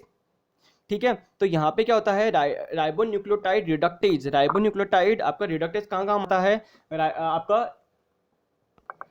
ये राइबोन्यूक्लियोटाइड को डीऑक्सीराइबोन्यूक्लियोटाइड में कन्वर्जन में काम आ रहा था। ठीक है, मतलब मैंने यूडीपी को डीयूडीपी में कन्वर्ट किया था तो राइबोन्यूक्लियोटाइड रिडक्टेज एंजाइम काम आया था। अभी हमने देखा था ना थायरोरिडक्शन वाला पढ़ा था ना, ये देखो ये रहा राइबोन्यूक्लियोटाइड। तो राइबोन्यूक्लियोटाइड रिडक्टेज एंजाइम के प्रेजेंस में क्या होता है, ribonucleotide is convert into deoxyribonucleotide. तो ये क्या होता है कि hydroxy urea inhibits activity of ribonucleotide reductase. सही बात है एकदम से। ठीक है, नेक्स्ट क्वेश्चन नेक्स्ट बोलते देखो methotrexate and aminopterin are analog of dihydrofolate and inhibitor of dihydrofolate reductase. तो मैंने अभी आपको बताया था कि हाँ ये ऐसा होता है। मैंने कहा था कि बैक्टीरिया के अंदर, यहाँ पे बैक्टीरिया के अंदर कौन है, सल्फोनेमाइड्स ब्लॉक करता है। ठीक है, पापा को डाइहाइड्रोक्लोरिक एसिड के अंदर कन्वर्जन के लिए, और डाइहाइड्रोफोलिक एसिड को टेट्राहाइड्रोफोलिक एसिड के अंदर कन्वर्जन को कौन ब्लॉक कर रहा है, ट्राइमिथोप्राइम ब्लॉक करके जा रहा है इन बैक्टीरिया। बट ह्यूमन के अंदर यहाँ पे इस कंडीशन को डाइहाइड्रोफोलिक एसिड को टेट्राहाइड्रोफोलिक एसिड के अंदर कन्वर्जन के लिए कौन ब्लॉक करके जाएगा, ये ह्यूमन के अंदर मेथोट्रेक्सेट एंड अमीनोप्टेरिन ये ब्लॉक करके जाएंगे। तो ये भी मैं आपको बता चुका हूँ ऑलरेडी। ठीक है, the conversion of IMP to AMP required GTP. तो अभी बताया था कि आपका आईएमपी से एएमपी बनाना है, तो मैंने ये बताया था ना, ये देखो घेरा कहाँ बताया था, कहाँ लिखा था, मैंने आपको बताया था कि आईएमपी मतलब एडेनिन बनाना है। ये रहा देखो आईएमपी, देखो conversion of IMP to GMP. देखो ये रहा आईएमपी, ये रहा आईएमपी से मैंने जैंथाइलेट बनाया, जैंथाइलेट से जीएमपी बनाया, तो इसमें मेरे को क्या चाहिए, ईटीपी चाहिए होती है। तो the conversion of IMP to AMP, अच्छा एएमपी बोल रहा है तो आईएमपी से एएमपी ये रहा। तो देखो आईएमपी से मैंने क्या बनाया, एडिनाइलोसक्सिनेट, एडिनाइलोसक्सिनेट से क्या बनाया, एडिनाइलेट। तो मेरे को क्या चाहिए, आपका जीटीपी चाहिए होती है, तो डेफिनेटली जीटीपी रिक्वायरमेंट है, ये भी सही है। The conversion of IMP to GMP require GTP, नहीं, अगर आईएमपी से जीएमपी बनाना है, आईएमपी से जीएमपी बनाना है तो ईटीपी चाहिए होती है। ठीक है, तो ये गलत हो जाएगा। तो आपका आंसर कौन सा सही हो जाएगा, सी PQR। ठीक है, जो अपन क्वेश्चन कर चुके हैं ना वैसे ही उसी में घुमा के आए हुए क्वेश्चन है। ठीक है, in the catabolism of CTP, अब सीटीपी का कैटाबोलिज्म कर रहे हैं अपन, पायरिमिडिन का कैटाबोलिज्म हो रहा है। ठीक है, ये क्वेश्चन पायरिमिडिन वाला आ गया यहाँ पे। ठीक है, तो uric acid is an and product, नहीं मैंने तो आपको ऐसा बताया नहीं था कि यूरिक एसिड एंड प्रोडक्ट हो रहा है। तो मैंने वहाँ पे क्या बताए थे, वहाँ पे दो बताया था आपको प्रोडक्ट एंड प्रोडक्ट कौन कौन से थे। एक तो मैंने बताया था कि बीटा अमाइनो आइसोब्यूटायरेट, एक मैंने बताया था बीटा एलानिन। ठीक है, तो अगर कैटाबोलिज्म करते हैं सीटीपी का तो सीटीपी से हम क्या बना लेंगे, यूरेसिल, यूरेसिल से डाइहाइड्रो यूरेसिल, डाइहाइड्रो यूरेसिल से हम बीटा यूराइडो प्रोपियोनेट एंड उससे हम बीटा एनालिन बना लेंगे। और थाइमिन का करता हूँ तो थाइमिन से डाइहाइड्रोथाइमिन, डाइहाइड्रोथाइमिन से हम क्या बनाएंगे, बीटा यूरिडो आइसोब्यूटायरेट, देन उससे हम क्या बना लेंगे, बीटा अमाइनो आइसोब्यूटायरेट। ठीक है, थाइमिन का अगर मैं क्या कर रहा हूँ, कैटाबोलिज्म करता हूँ तो बीटा अमाइनो आइसोब्यूटायरेट, एंड अगर साइटोसिन या यूरेसिल का अगर मैं कैटाबोलिज्म करता हूँ, डिग्रेडेशन करता हूँ तो बीटा एलानिन। तो यहाँ पे देख लेते हैं कि nitrogen will be release in the form of ammonia. अब देखो क्या होता है कि यहाँ पे क्या होता है कि अगर मैं कैटाबोलिज्म करता हूँ सीटीपी से, क्या किसका, यूटीपी का। देखो यहाँ बना देता हूँ, तो सीटीपी से यूटीपी बना रहा हूँ, तो देखो एक तरह से मैं स्ट्रक्चर बना देता हूँ साइटोसिन की। तो साइटोसिन का क्या होता है, ये देखो ये होता है साइटोसिन की स्ट्रक्चर, ये है साइटोसिन। ठीक है, साइटोसिन से मैं क्या बना के जा रहा हूँ, यूरेसिल बना रहा हूँ। ठीक है, जब मैं इसका डिग्रेडेशन करूँगा तो ये देखो डीएमिनेशन करा मैंने, डीएमिनेशन किया तो यहाँ पे क्या आ जाएगा, यूरेसिल आ जाएगा। अब इस स्ट्रक्चर को मैंने, ये है मेरा क्या क्या है, साइटोसिन, साइटोसिन, साइटोसिन से मैंने क्या बना लिया है, यूरेसिल। अब यहाँ पे क्या होता है कि वाटर के प्रेजेंस में होती है रिएक्शन, तो यहाँ पे जो अमीनो ग्रुप क्या होता है कि अमीनो ग्रुप निकलता है, तो यहाँ पे क्या होता है कि अमीनो ग्रुप जो क्या होता है निकल जाता है, तो as a form of ammonia निकलता है ये। ठीक है, साइटोसिन से यूरेसिल बनाते हैं, तो ये as a form of uracil निकलता है। तो uric acid is end product नहीं, यूरिक एसिड तो प्यूरिन के अंदर होता है, पायरिमिडिन में थोड़ा ना होता है। Nitrogen will be release in the form of ammonia, definitely जो ये नाइट्रोजन जो रिलीज हो रहा है in the form of ammonia होता है। The nitrogen containing ring will be oxidise, ऐसा कुछ नहीं है, ठीक है। The final product will have the same type of nitrogen containing ring as TTP, ऐसा भी नहीं होता। Hypoxanthine will be an intermediate, ऐसा कुछ नहीं है। हाइपोजेंथिन कहाँ होता है? प्यूरिन के अंदर होता है। तो answer B is correct. Next question देख लेते हैं।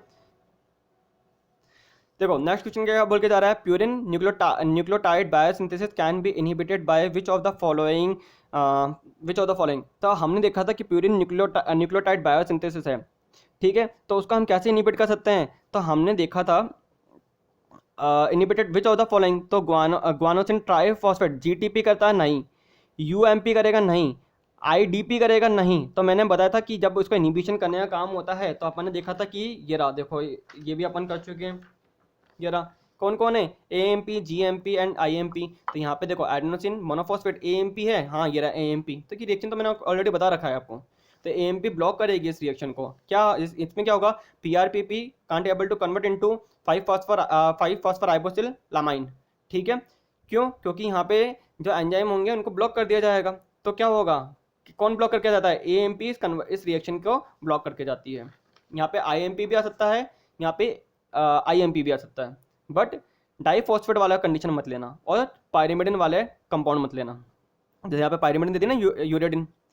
Which of the following contribute nitrogen atoms to both purine and pyrimidine ring. तो देखो प्यूरिन एंड पायरिमिडिन के अंदर, दोनों के अंदर अगर आपको नाइट्रोजन देने का काम कौन करता है, आपका कौन करता है? एस्पार्टेट करता है, ठीक है। ग्लूटामेट का रोल ओनली फॉर ग्लूटामेट, अगर हम देखें ग्लूटामेट का रोल नहीं है, ग्लूटामाइन का होता है। ग्लूटामाइन देता है अपना अमीनो ग्रुप, पर ग्लूटामेट नहीं देता है। ग्लूटामेट तो कहाँ से लेंगे अपन, ठीक है।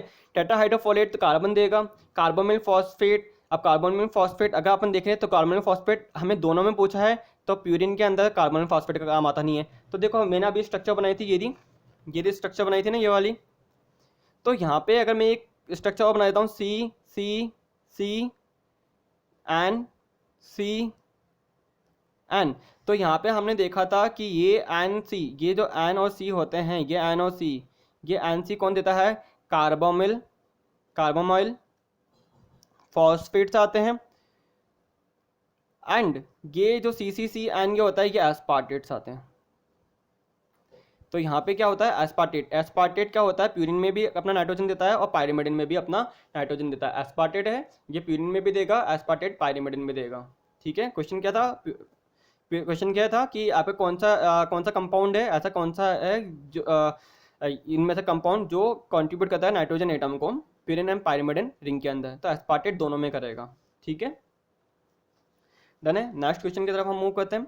Which of the following condition is associated with hyper uricemia. Hypo uricemia मतलब आपके यूरेसिल की कंसंट्रेशन कम है, हाइपो मतलब कम है, हाइपर मतलब ज़्यादा, हाइपो मतलब कम। तो हाइपो यूरेसेमिया लैस्निहान सिंड्रोम के अंदर मैंने आपको बताया था कि इसमें लैस्निहान के अंदर आपका क्या होता है, एचजीपीआरटी एंजाइम की डिफिशियंसी हो जाती है। तो इस एंजाइम की अगर डिफिशियंसी हो जाएगी तो मैंने अभी बताया था ना कि गाउट लाइक आपको सिम्टम देखने को मिलेंगे, जॉइंट पेन होगा। और यहाँ पे एचजीपीआरटी डिफिशियंसी होने की वजह से आपके क्या होता है, ये आपके सॉल्वेज एंजाइम है। एचजीपीआरटी क्या होता है? सॉल्वेज एंजाइम होता है। तो ये होता है कहाँ पे? ये आपके सॉल्वेज एंजाइम होते हैं ब्रेन के अंदर। तो ब्रेन के अंदर क्या होता है, न्यूक्लियोटाइड का जो सिंथेसिस होता है वो रुक जाता है। इस कंडीशन में जो बच्चे होते हैं वो पुअरली कोऑर्डिनेट कर पाते हैं दूसरों के साथ में, मेंटली रिटार्डेशन होता है इनके अंदर। एंड अगर हम देखा जाए तो इनके जॉइंट्स में पेन होगा और मेंटली रिटार्डेशन होंगे, तो ये खुद को हार्मफुल बचेंगे, सेल्फ हार्मफुल करेंगे। तो ये खुद को काटेंगे, होठ काट लेंगे, अपने फिंगर काटेंगे, नाखून काट लेंगे। तो ऐसी कंडीशन आती है। तो लेस्नियान डिजीज तो डेफिनेटली हाइपरयूरेसिमिया कंडीशन आती है, ठीक है। एडेनोसिन डीअमाइनेज डिफिशियंसी तो मैंने बताया था कि अभी ये एससीआईडी डिजीज़ है। तो एडेनोसिन डीअमाइनेज कंडीशन के अंदर आपको ऐसा कोई यूरेसिल की हाई कंसनट्रेशन देखने को नहीं मिलती है। बस यहाँ पे तो क्या होता है कि इस एंजाइम की कमी की वजह से आपका एडेनोसाइन जो होता है, एडेनिन होता है, वो आइनोसिन के अंदर कन्वर्ट नहीं हो पाता या उसका कैटाबॉलिज्म नहीं हो पाता है, तो उसकी हाई कंसंट्रेशन हो जाती है। तो एडेनोसाइन क्या करता है, डीएटीपी के अंदर कन्वर्ट हो जाता है। और डीएटीपी क्या होता है, हाई कंसंट्रेशन के अंदर जो डीएटीपी होती है वो राइबोन्यूक्लियोटाइड रिडक्टेज एंजाइम को ब्लॉक कर देती है, जिसके वजह से आपके आपके क्या होता है, डीएनटीपीस का फॉर्मेशन ब्लॉक हो जाता है कहाँ पे, टी लिम्फोसाइट में और बी लिम्फोसाइट में। तो इसकी वजह से क्या होता है, हमारे जो टी लिम्फोसाइट होते हैं वो पुअरली डेवलप हो पाते हैं। तो एडेनोसाइन डीअमाइनेज डिफिशियंसी का यूरिया सेल से ऐसा कोई लेना देना होता ही नहीं है। तो यहाँ पे आंसर क्या हो जाएगा, बी हो जाएगा। वॉन ग्रिक डिजीज में मैंने आपको बताया था कि आपके ग्लूकोज 6 फॉस्फेटेज एंजाइम क्या होते हैं, कम हो जाते हैं। ग्लूकोज 6 फॉस्फेटेज एंजाइम अगर है ही नहीं तो उस कंडीशन में हमारा ग्लूकोज 6 फॉस्फेट, अभी मैंने लिखा भी था ये, तो ग्लूकोज 6 फॉस्फेट की कंसंट्रेशन बहुत ज़्यादा हो जाएगी। ग्लूकोज 6 फॉस्फेट की ग्लूकोज 6 फॉस्फेट ज़्यादा होगा तो ये कन्वर्ट हो जाएगा किसके अंदर, 6 फास्फोग्लूकोनोलैक्टोन के अंदर, उससे ये कन्वर्ट होगा 6 फास्फोग्लूकोनेट के अंदर, then ribulose 5 phosphate, then ribose 5 phosphate, और उससे बनाएगा क्या, 5 फॉस्फोराइबोसिल 1 पायरोफॉस्फेट, जो कि क्या बना के जाएगा, प्यूरिन का सिंथेसिस करके जाएगा। एंड बाद में प्यूरिन सिंथेसिस होंगे तो उनका डिग्रेडेशन होगा, जिसकी वजह से आपकी क्या होती है, यूरिक एसिड की कंसंट्रेशन ज़्यादा हो जाएगी। ओवर एक्टिविटी ऑफ पीआरपीपी सिंथेटिज, तो ये क्या करके जाएगा, ये प्यूरिन सिंथेसिस बायोसिंथेसिस में हेल्प करके जाएगा। तो यहाँ पे क्या होगा कि हाइपोयूरिसेमिया में एक ही ऑप्शन सही आ रहा है, एडेनोसिन डीअमाइनेज। नेक्स्ट क्वेश्चन की तरफ हम मूव करते हैं। देखो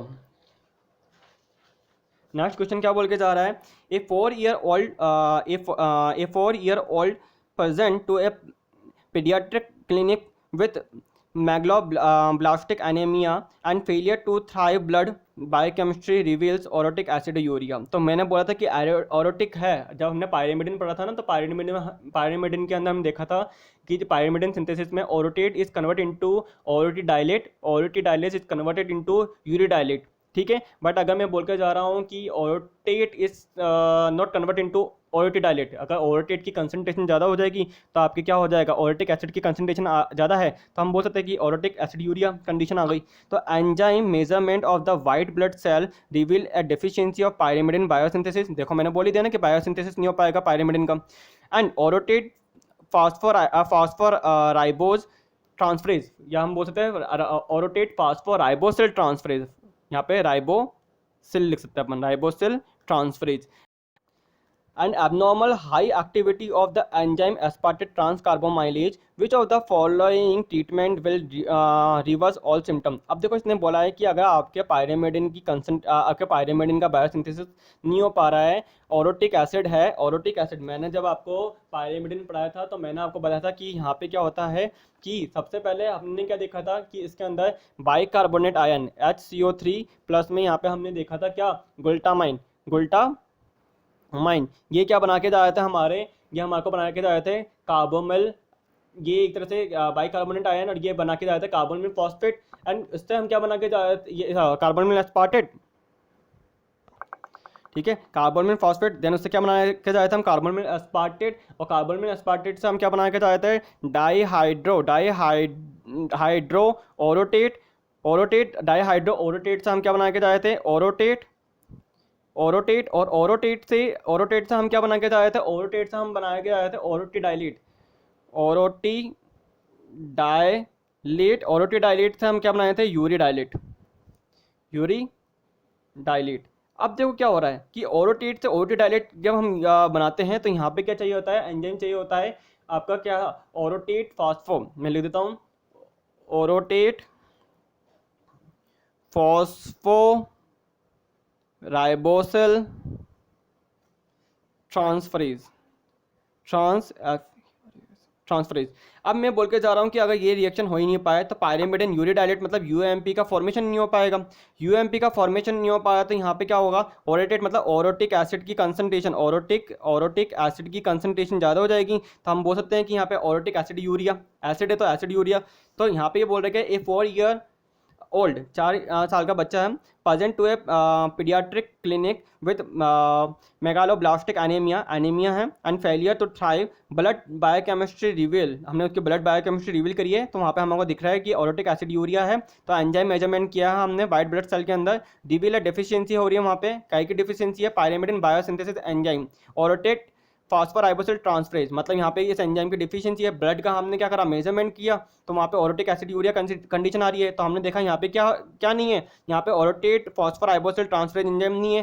ये क्यों नहीं, ये क्या काम करता है, ये पायरिमिडिन बायोसिंथेसिस करता है, तो पायरिमिडिन बायोसिंथेसिस एंजाइम में प्रेजेंट नहीं है। तो इन्होंने बोला है कि, इन्होंने क्या बोला कि enzyme measurement of the white blood cell reveal a deficiency of pyrimidine biosynthesis enzyme orotate phosphoribosyl transferase.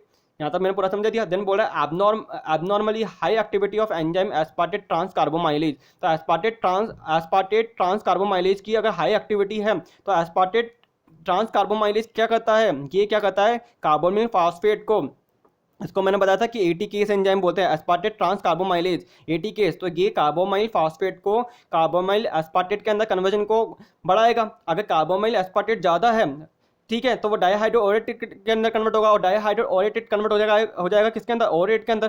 तो इस कंडीशन में क्या हो रहा है कि ओरेटिक एसिड की कंसंट्रेशन ज़्यादा होती जा रही है। तो ये बोल रहे हैं which of the following treatment will reverse all symptom. ऐसा क्या ट्रीटमेंट करें कि ये क्या हो जाए, ये पूरा का पूरा रिवर्स हो जाए ट्रीटमेंट, ठीक है, सिम्टम रिवर्स हो जाए। कि रिवर्स मतलब कि ये ओरोटेट से डाईहाइड्रो ओरोटेट से ओरोटेट बन ही नहीं पाए, या कार्बोनिल एस्पार्टेट से डाईहाइड्रो ओरेट नहीं बन पाए, या कार्बोनिल फॉस्फेट से कार्बोनिल एस्पार्टेट ना बन पाए, या आपके क्या हुआ बाइकार्बोनेट आयन से ग्लूटामाइन नहीं बन पाए। तो हमको क्या करना है, रिवर्स करना है पूरा का पूरा, क्योंकि ये क्या हो रहा है, ओरोटेट बहुत ज़्यादा बन रहा है।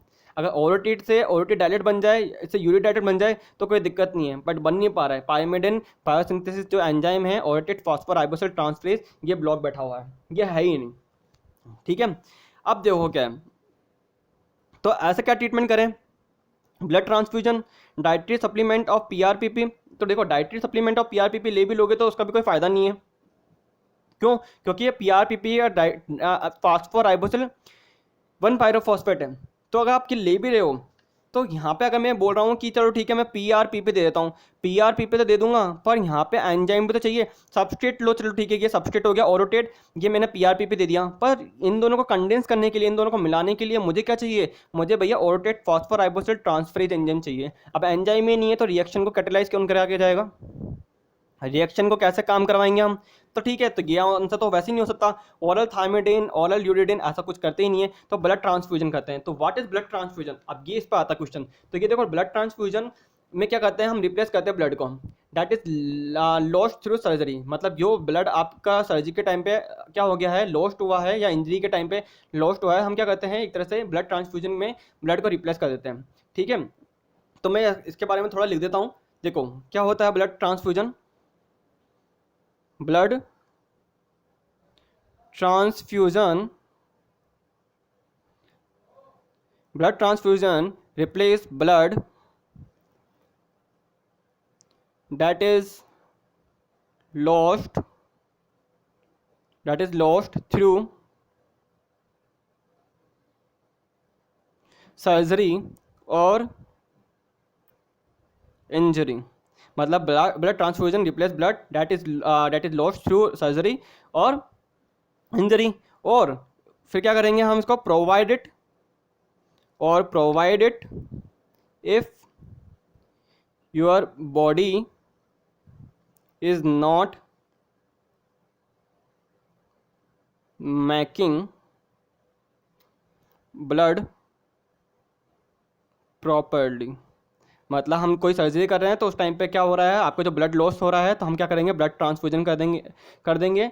इसमें क्या होता है कि जो भी सर्जरी के टाइम में आपको जो ब्लड लॉस हुआ है वो क्या है, अगर आपके बॉडी ब्लड नहीं बना पा रही है तो हम क्या करते हैं, रिप्लेस कर देते हैं, ठीक है। देन यू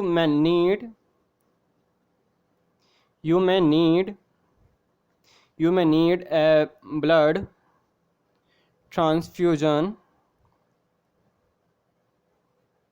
if, कब जरूरत पड़ेगी ब्लड ट्रांसफ्यूजन की, इफ यू हैव अनेमिया हो, लाइक सिकल सेल एनीमिया, ठीक है।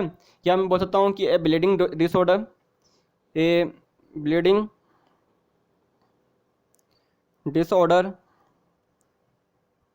तो ब्लीडिंग डिसऑर्डर क्या होता है, सच इज हीमोफीलिया और कैंसर। मतलब क्या लिखा है मैंने, blood transfusion replace blood that is lost through surgery and injury और provided if your body is not making blood properly, ठीक है। You may need a blood transfusion if you have anaemia, आपको blood transfusion की जरूरत कब पड़ती है, या तो आपको क्या हो एनीमिया, क्वेश्चन में इसने दे दिया कि मेगलोब्लास्टिक एनीमिया है, ठीक है। And you may need a blood transfusion if you have anaemia and blood disorder, bleeding disorder हो, तो सच एज हीमोफीलिया हो या कैंसर हो, तब आपको इसकी जरूरत पड़ने वाली है, ठीक है। तो ये क्या हो जाएगा, इसके अंदर हम ऑप्शन क्या लेंगे, ए ऑप्शन ले लेंगे। नेक्स्ट क्वेश्चन की तरफ मूव करते हैं। Which of the following required substrate for purine biosynthesis, तो प्यूरिन बायोसिंथेसिस के अंदर क्या चाहिए हमको, पीआरपीपी चाहिए होता है, 5 मिथाइल थाइमिडिन, 5 फ्लोरोयूरासिल, एआरएसी, ये तो पायरिमिडिन के लिए हो गए, यूरासिल थाइमिडिन। हमको फास्फोराइबोसिल 1 पायरोफॉस्फेट चाहिए होते हैं, किसके लिए, प्यूरिन बायोसिंथेसिस के लिए। तो डी आंसर इज करेक्ट, क्योंकि हमने अभी बनाया था ना कि PRPP is converted into PRA, 5 फास्फोराइबोसिलामाइन। तो वहाँ पे क्या होता है, ये एक तरह से फर्स्ट सेकंड रिएक्शन होती है, किसके लिए, किसकी, आपके प्यूरिन बायोसिंथेसिस की। नेक्स्ट क्वेश्चन देख लेते हैं। नेक्स्ट क्वेश्चन बोल के जा रहा है, in patients with Lesch Nyhan syndrome purine nucleotides are over produce and over excreted, मतलब लेस्निहान सिंड्रोम के अंदर प्यूरिन न्यूक्लियोटाइड का क्या हो रहा है, ओवर प्रोडक्शन हो रहा है एंड ओवर एक्सक्रीटेड भी हो रहे हैं, ठीक है।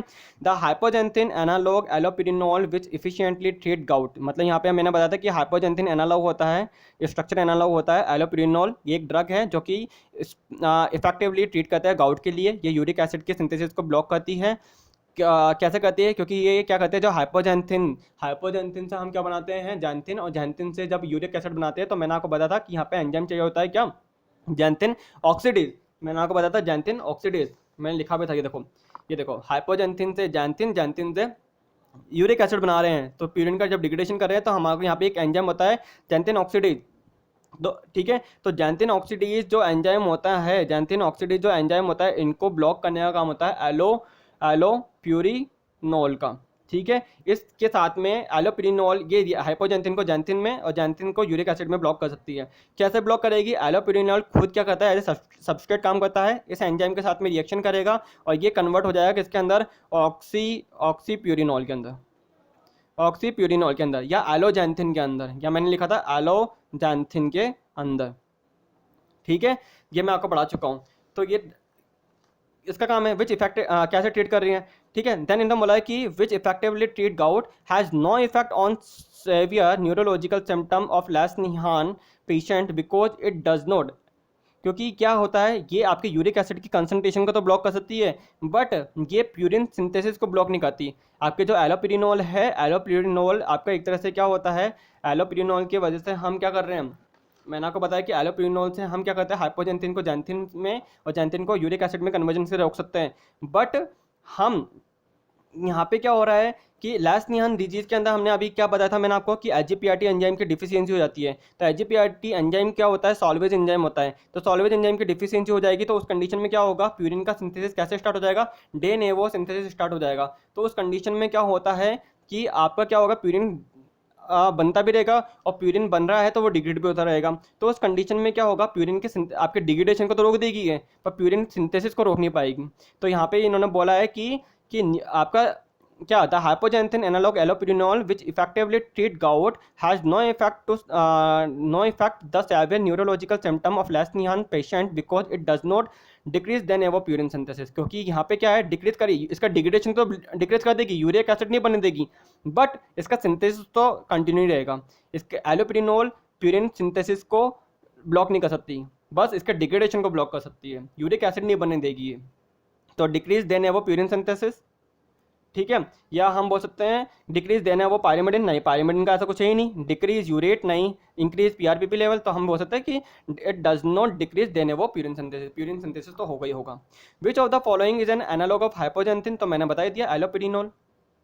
देन इसके अंदर क्या है, मतलब आपको ये बताया था मैंने कि हाइपोजेंथिन और एलोपिरिनोल के अंदर ज़्यादा डिफरेंस नहीं है। देखो डिफरेंस क्या है मैं बता देता हूँ, दोनों के अंदर क्या डिफरेंस है। मैंने आपको बताया था कि जब हाइपोजेंथिन की स्ट्रक्चर क्या आती है, हाइपोजेंथिन की स्ट्रक्चर है C C C N C N N N,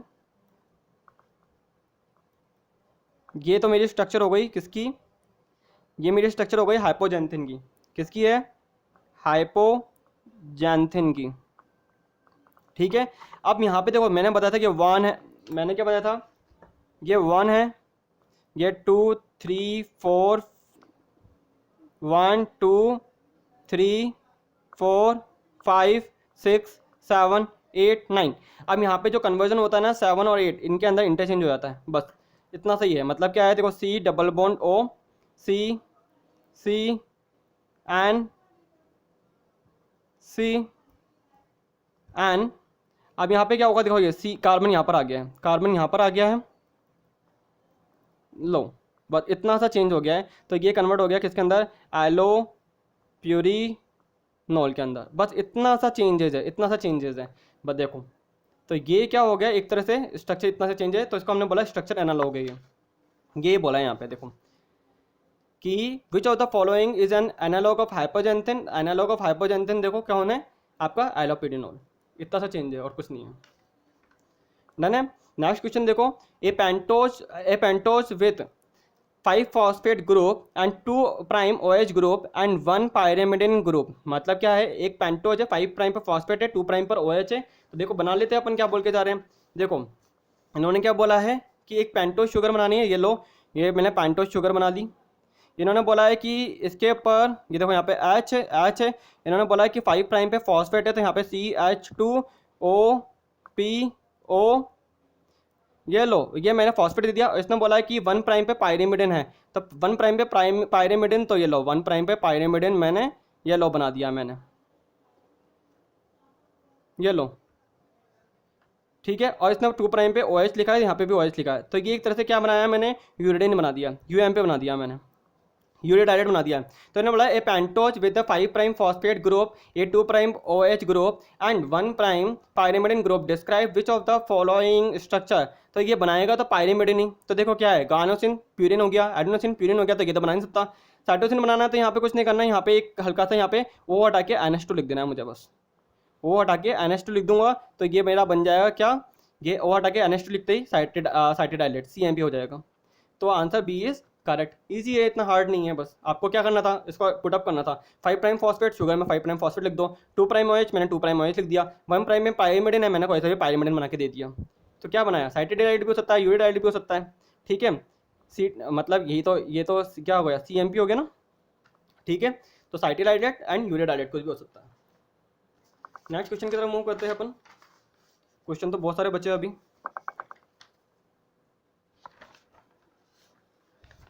next question is,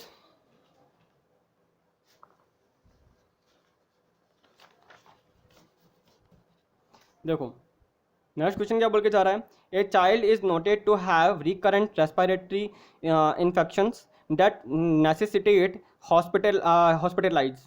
ठीक है, रेस्पिरेटरी इन्फेक्शन हो रहा है, ठीक है।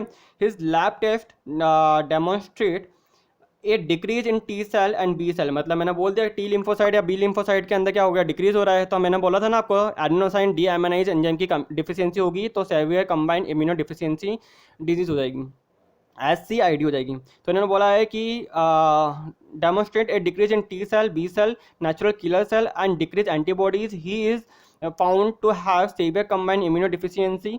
The enzyme that is defective in this disorder is important in which of the following process। तो यहाँ पे क्या होगा, कन्वर्जन यहाँ पे क्या होगा, एडेनोसिन डी अमाइनेज एंजाइम की डिफिशियंसी हो जाएगी।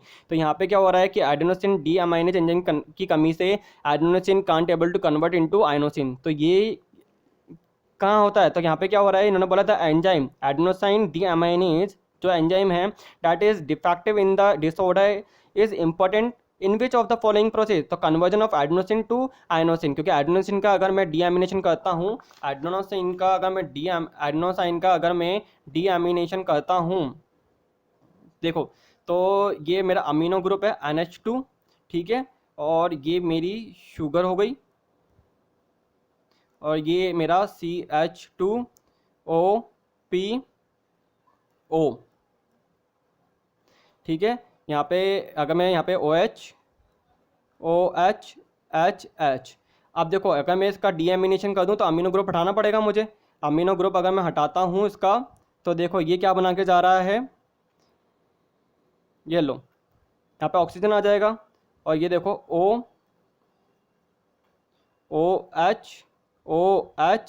CH2OPO।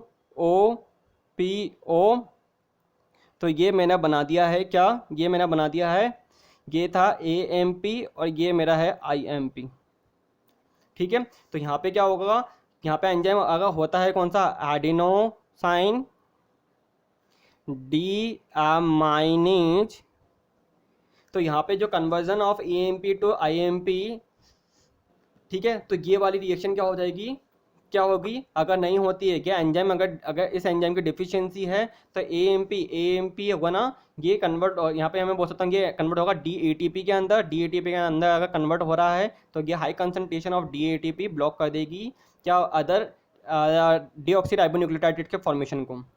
ठीक है, राइबोन्यूक्लियोटाइड रिडक्टेज एंजाइम को ब्लॉक कर देती है, जिसकी वजह से क्या होता है, टी लिम्फोसाइट या टी सेल या बी सेल के अंदर आपके DNTPs का फॉर्मेशन नहीं हो पाता है, और उस वजह से क्या होती है, आपका सेल का प्रोलिफरेशन है वो ब्लॉक हो जाता है, या DNA सिंथेसिस है वो ब्लॉक हो जाता है।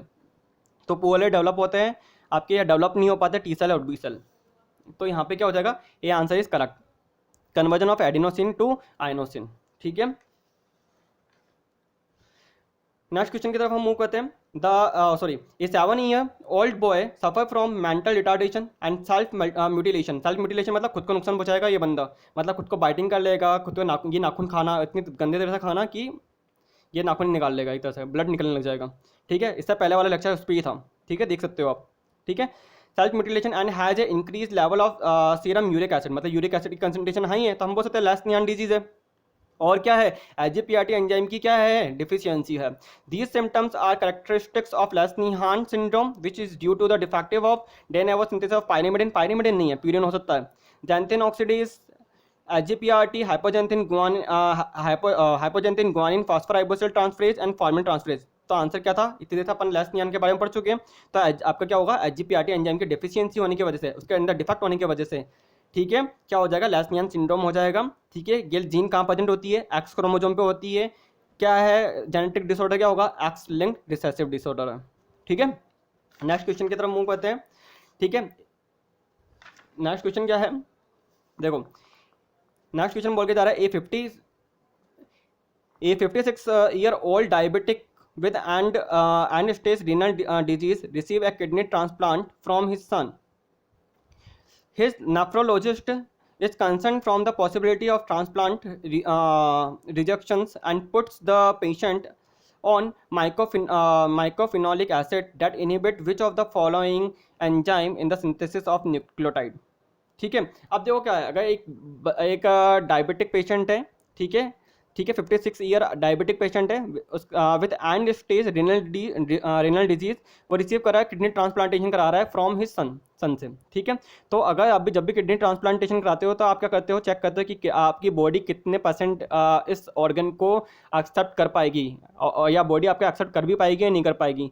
तो उस कंडीशन में क्या होता है, इन्होंने क्या करा है, उनके जो नेफ्रोलॉजिस्ट है, जो किडनी ट्रांसप्लांटेशन वाले होते हैं, उनको हम बोलते हैं नेफ्रोलॉजिस्ट, इस कंसर्न किया है for the possibility of transplantation rejection की, क्या पॉसिबिलिटी है कि ट्रांसप्लांटेशन रिजेक्शन हो जाए। तो and puts the patient on mycophenolic acid, अगर माइकोफिनोलिक एसिड अगर देते हैं हम, तो वो इनिबिट करता है which of the following enzyme, तो माइकोफिनोलिक एसिड इनिबिट करता है IMP डिहाइड्रोजिनेज को। IMP डिहाइड्रोजिनेज अब ये कहाँ काम आया था, तो IMP डिहाइड्रोजिनेज अभी मैंने बताया था ना कि IMP डिहाइड्रोजिनेज मतलब मैं अगर IMP से मैं क्या बना रहा हूँ, IMP से मैं जैंथाइलेट बना रहा हूँ, मतलब XMP बना रहा हूँ, और XMP से मैं बना रहा हूँ क्या, GMP बना रहा हूँ। तो इसको क्या करके जा रही है, यहाँ पे क्या है, एंजाइम चाहिए होता है IMP डिहाइड्रोजिनेज, इस IMP डिहाइड्रोजिनेज। ठीक है, तो इस एंजाइम को ब्लॉक करने का काम करके क्या जा रहा है, इस एंजाइम को, इस रिएक्शन को IMP से GMP बनाने का रिएक्शन को कौन ब्लॉक करके जा रहा है, that inhibit which of the following enzyme in the synthesis of nucleotide, तो IMP डिहाइड्रोजिनेज। ठीक है, IMP डिहाइड्रोजिनेज क्या करता है, IMP से हम क्या बनाते हैं, ग्वानाइलेट बनाते हैं, तो काम आता है। ठीक है, तो माइकोफिनोलिक एसिड ब्लॉक कर देता है इसको। ठीक है, याद हो जाएगा। नेक्स्ट क्वेश्चन की तरफ हम मूव करते हैं। A physician evaluate A 32-year-old patient for fatigues. The patient is found to have an elevated white blood cell count and an enlarged spleens. referral to an oncologist result in a diagnosis of chronic myelogenous leukemia. Treatment with hydroxyurea, a ribonucleotide reductase inhibitor, अभी बताया था ना कि hydroxyurea inhibit करती है ribonucleotide reductase enzyme को, is begun. The normal functioning of the इस enzyme is to do which of the following, कि अगर आपको इसको ट्रीटमेंट करते हो हाइड्रोक्सीयूरिया से तो वो क्या करके जाती है, इनिबिट करती है किसको, राइबोन्यूक्लियोटाइड रिडक्टेज एंजाइम को. ठीक है, in begun the normal functioning of this enzyme, कि normal functioning of this enzyme is to do, किसके थ्रू अपन इसको फंक्शन करवा सकते हैं. तो यहाँ पे क्या होता है कि आपका क्या होता है, राइबोन्यूक्लियोटाइड रिडक्टेज एंजाइम क्या काम करके जाता है, नॉर्मल फंक्शन में क्या काम करके जाता है, ये आपको मैंने बता चुका हूँ कि राइबोन्यूक्लियोटाइड को डीऑक्सीराइबोन्यूक्लियोटाइड के अंदर कन्वर्जन में काम आता है. इन्होंने ये पूछा है कि क्या काम करता है ये राइबोन्यूक्लियोटाइड रिडक्टेज, कन्वर्ट कर रहा है जैंथिन को यूरिक एसिड में, नहीं. Convert ribonucleotide to deoxyribonucleotide, definitely. Degrade guanine to xanthine, नहीं. डिग्रेड एएमपी टू आईएमपी, नहीं. Ribonucleotide reductase convert ribonucleotide to deoxyribonucleotide, तो ये तो मैंने अभी बताया था ना, वो का वही आ गया वापस से. ये देखो ये रहा, ये रहा, ये रहा, ribonucleotide reductase converts ribonucleotide to deoxyribonucleotide. ये अपने पूरा का पूरा पढ़ा है ना, ये नोट करोगे आप सारे के सारे. ठीक है, तो यहाँ पे आंसर क्या हो जाएगा, बी एकदम करेक्ट हो जाएगा. दोबारा बनाने की जरूरत ही नहीं है उसको मुझे, है ना. देख लिया ना ये वाला. ठीक है, ये पूरा का पूरा ऐसे ही है. यहाँ पे ये बोला है कि राइबोन्यूक्लियोटाइड रिडक्टेज क्या काम करता है नॉर्मल कंडीशन के अंदर. अगर मैं हाइड्रोक्सीयूरिया दे देता हूँ, अगर हाइड्रोक्सीयूरिया दे रहा हूँ, देखो यहाँ पे दे रखा है, तो हाइड्रोक्सीयूरिया ये ब्लॉक कर देती है एंजाइम को. तो सॉरी यहाँ पे लगाऊंगा, ठीक है, यहाँ पे हाइड्रोक्सीयूरिया ब्लॉक कर रही है इस एंजाइम को. तो अगर मैं बोल रहा हूँ नॉर्मल कंडीशन में क्या होगा, ये क्या काम करके जाएगा, कि राइबोन्यूक्लियोटाइड को डीऑक्सीराइबोन्यूक्लियोटाइड के अंदर कन्वर्जन में हेल्प करके जाएगा. बस इतना सा है. नेक्स्ट क्वेश्चन की तरफ मूव करते हैं. ठीक है, the conversion of inosinate monophosphate. अब देखो कन्वर्जन करना है आईएमपी को, तो आईएमपी से कन्वर्जन करा रहे हैं किसका, तो क्या रिक्वायरमेंट है ये देखना है. The conversion of inosinate monophosphate to guanosine diphosphate required ribonucleotide reductase, ऐसा कुछ भी नहीं होता, मैंने आपको बताया भी नहीं ऐसा. To adenosine monophosphate is inhibited by guanosine monophosphate, ऐसा भी कुछ नहीं था. आईएमपी को एएमपी में कन्वर्जन के लिए रोकने का काम एएमपी ही खुद करेगा अगर ज़्यादा बन गया तो. ठीक है, तो the conversion of inosinate monophosphate to GMP require glutamine, definitely ये एकदम सही बात बोली इसने. तो ये अपन पढ़ लें. देखो यहाँ पे मैंने आईएमपी है, आईएमपी से जीएमपी बनाया है, तो आईएमपी से मैं क्या बना के जा रहा हूँ, जैंथाइलेट बना रहा हूँ. तो यहाँ पे क्या होगा, आईएमपी डीहाइड्रोजनेज एंजाइम. अब यहाँ पे जैंथाइलेट से हम क्या बना के जा रहे हैं, ग्वानाइलेट बना रहे हैं. तो यहाँ पे एक एंजाइम चाहिए होता है एक्सएमपी glutamine amido transferase. एक्सएमपी glutamine amido transfer करेगा, तो इसलिए अमाइडो ट्रांसफरेज. तो यहाँ पे क्या होगा, ग्लूटामाइन क्या होता है, glutamine is convert into glutamate. इतना सा है, glutamine convert into glutamate. Done है. तो यहाँ पे क्या चाहिए, यहाँ पे ये तो बोल रहे हैं यहाँ पे कि आईएमपी से जीएमपी बनाने के लिए यहाँ पे जो क्या हो रहा है, ग्लूटामाइन रिक्वायरमेंट है. क्यों रिक्वायरमेंट है, क्योंकि ग्लूटामाइन क्या देगा, अमाइडो ग्रुप देगा, अमीनो ग्रुप देगा. ठीक है, नेक्स्ट देखो क्या बोल रहा है. A 58 year old man is awoken by a throbbing ache in his great toe. ठीक है, he had a similar attack earlier also, थोड़ा उनका एक हो रही है क्या उसके टो के अंदर. ठीक है, after undergoing in a rich meal, on examination he is noted to have an angry inflamed great toe and several nodules on the antihelix of hair of his ear. Inhibition of which of the following enzyme might prevent the occurrence of such symptoms. अब देखो क्या है, अगर देखो क्या है, मैंने आपको बताया था कि आपकी जॉइंट्स के अंदर पेन हो रहा है, अगर आपके टो में हो रहा है, ठीक है, तो उस कंडीशन में हम देखते हैं कि हमारे को क्या डिजीज हो जाती है, गाउट डिजीज हो जाती है. कौन सी डिजीज है, गाउट डिजीज. ठीक है, अब उस कंडीशन में हमने क्या पढ़ा था, मैंने आपको बताया था कि यहाँ पे गाउट डिजीज़ के अंदर आपकी यूरिक एसिड की कंसंट्रेशन बहुत ज़्यादा हाई हो जाती है। यूरिक एसिड की कंसंट्रेशन हाई हो रही है तो हमको क्या चाहिए होता है, एक ड्रग चाहिए होती है एलोपिरिनोल। एलोपिरिनोल क्या करके जाती है, अभी आपको मैंने बताया था कि जैंथिन ऑक्सीडेज को ब्लॉक करके जाती है। अभी अपन ने करा था उसका, देखो मैं दिखाऊँ, ये रहा। देखो तो एलोपिरिनोल क्या करके जाएगा, जैंथिन ऑक्सीडेज एंजाइम को ब्लॉक करके जाएगा, इनिबिट करके जाएगा। अब क्या होता है कि अगर आप क्या करके जा रहे हो कि अगर आपकी बॉडी के अंदर यूरिक एसिड ज़्यादा जमा हो गया है तो देखो क्या हो सकता है, वो किस फॉर्म में जमा होगा, सोडियम यूरेट के फॉर्म में जमा होगा। कहाँ कहाँ हो सकता है, आपके यूरेटर में हो सकता है, आपकी किडनी में हो सकता है, आपके जॉइंट्स में हो सकता है।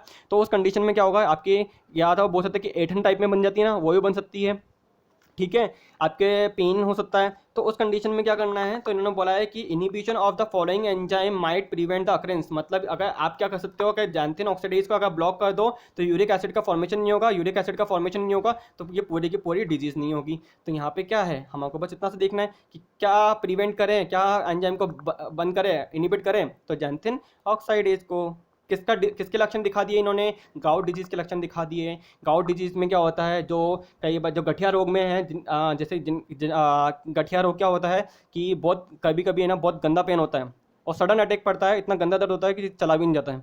तो उस कंडीशन में क्या होता है कि आपकी बॉडी के अंदर यूरिक एसिड की कंसंट्रेशन बहुत ज़्यादा हाई हो गई है, मतलब बॉडी मतलब आपके ब्लड के अंदर। तो ब्लड में कहाँ पे है, हम देखें कि यूरेट के जो क्रिस्टल है, सोडियम यूरेट के क्रिस्टल ना जॉइंट्स में ज़्यादा हो गए या आपकी किडनी में हो गए या आपके यूरेटर्स में हो गए, तो उस कंडीशन में बहुत पेन होता है, खड़ा भी नहीं हो जाता है, ठीक है। तो उसमें डॉक्टर भी क्या बोलेगा, डॉक्टर बोलेगा कि ड्रग होती है एलोपिरिनोल, आप एक काम करो, ये लो, ये आपको एक तरह से क्या करेगा, यूरिक एसिड की कंसंट्रेशन थोड़ा डाउन कर देगा, तो आपको थोड़ा रिलीफ मिलेगा, बस इतना सही है और कुछ भी नहीं है। एक बायोकेमिस्ट्री जो बायोकेमिस्ट होते हैं, एक तरह से देखा जाए, जो बायोकेमिस्ट्री में पीएचडी करते हैं, उनको पूरी नॉलेज होती है कि हाँ कि मेडिसिन कैसा काम करती है, डॉक्टर कैसे मेडिसिन देता होगा, क्या यूज़ में लेता होगा, और मेडिसिन कितना कहाँ इफेक्ट करती है, कितनी कंसंट्रेशन में देनी है, वो सब पता होता है, वो सब स्टडी करते हैं वो, ठीक है। बायोकेमिस्ट्री बहुत यूज़ में आती है, तभी तो कह रहा हूँ कि ये आपको सारा का सारा क्या है, पढ़ना पड़ेगा। बायोकेमिस्ट्री बहुत इंपॉर्टेंट है फॉर आईसीएमआर, मेडिकल टर्मिनोलॉजी आती है उसके अंदर, इसलिए मैं आपको ऐसे क्वेश्चंस भी लेकर आया हूँ, थोड़े केसेस भी लेकर आया हूँ, आईसीएमआर में ऐसे क्वेश्चन पूछे जाते हैं, ठीक है। नेक्स्ट क्वेश्चन की तरफ मूव करें, ठीक है। नेक्स्ट क्वेश्चन क्या बोल के जा रहा है, what is the final product of purine degradation in the mammals. तो प्यूरिन मैमल्स के अंदर प्यूरिन डिग्रेडेशन कराना है तो यहाँ पे क्या होगा, प्यूरिन डिग्रेडेशन में मैं आपको बता ही चुका हूँ, यूरिक एसिड होता है, ठीक है। पायरिमिडिन हो तो beta alanine and beta amino isobutylate होता ही है, ठीक है। सॉल्यूशन देखो यहाँ पे कुछ मैंने लिख दिया था ऐसे नॉर्मल, ठीक है।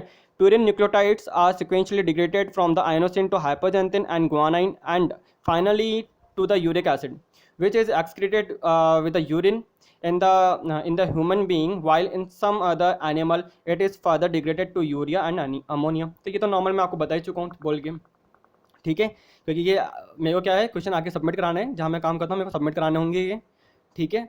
क्योंकि आपके लिए ही नहीं, ये मेरा काम भी है कि मुझे काम भी करना होता है, इसलिए मैंने ये क्वेश्चन बनाए हैं या क्वेश्चन पुटअप किए हैं मैंने, ठीक है।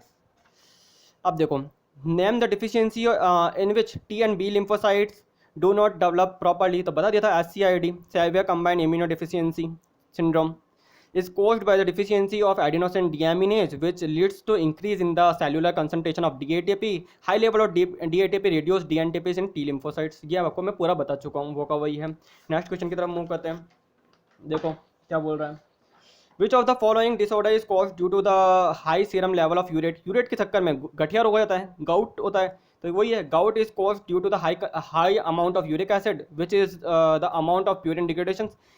It involve precipitation of sodium urate crystal in the joints and cause inflammation. इतनी देर से चिक चिक के यही तो बोल रहा हूँ आपको, गाउट के अंदर क्या होता है, सोडियम यूरेट के क्रिस्टल जमा हो जाते हैं, कहाँ होते हैं, जॉइंट्स में हो जाते हैं, इन्फ्लामेशन होता है उससे, ठीक है, पेन होता है उससे। Name the genetic disorder which is caused by the deficiency of enzyme AGPRT Lesch Nyhan disease. ये भी मैं इतनी देर से बता रहा हूँ आपको, तो इतना एक्सप्लेन करने की जरूरत ही नहीं है, फिर भी देखो क्या बोल रहे हैं, this genetic disorder is caused by the deficiency of enzyme hypoxanthine guanine phosphoribosyltransferase transferase. This result in increased rate of purine biosynthesis by de novo pathway and overproduction of urate, क्योंकि biosynthesis होगा तो degradation भी होगा, तो normal है ये। Next question देखो, which of the following is not the precursor of A purine ring. अब प्यूरिन रिंग के अंदर कौन सा प्रीकर्सर नहीं है, देखो ग्लूटामाइन आ रहा था, कहाँ था हमारा प्यूरिन की स्ट्रक्चर बनाई थी ना मैंने अभी, हाँ ये देखो ग्लूटामाइन कहाँ है, ग्लूटामाइन ये रहा, ग्लाइसिन कहाँ है, ग्लाइसिन ये रहा, एस्पार्टेट कहाँ है, एस्पार्टेट ये रहा। लाइसिन, लाइसिन नहीं आता भैया प्यूरिन के अंदर, तो आंसर क्या हो जाएगा, लाइसिन हो जाएगा हमारा। ठीक है, during purine synthesis the activity of amido transferase enzyme is inhibited by the anti tumor agent, mark the correct one.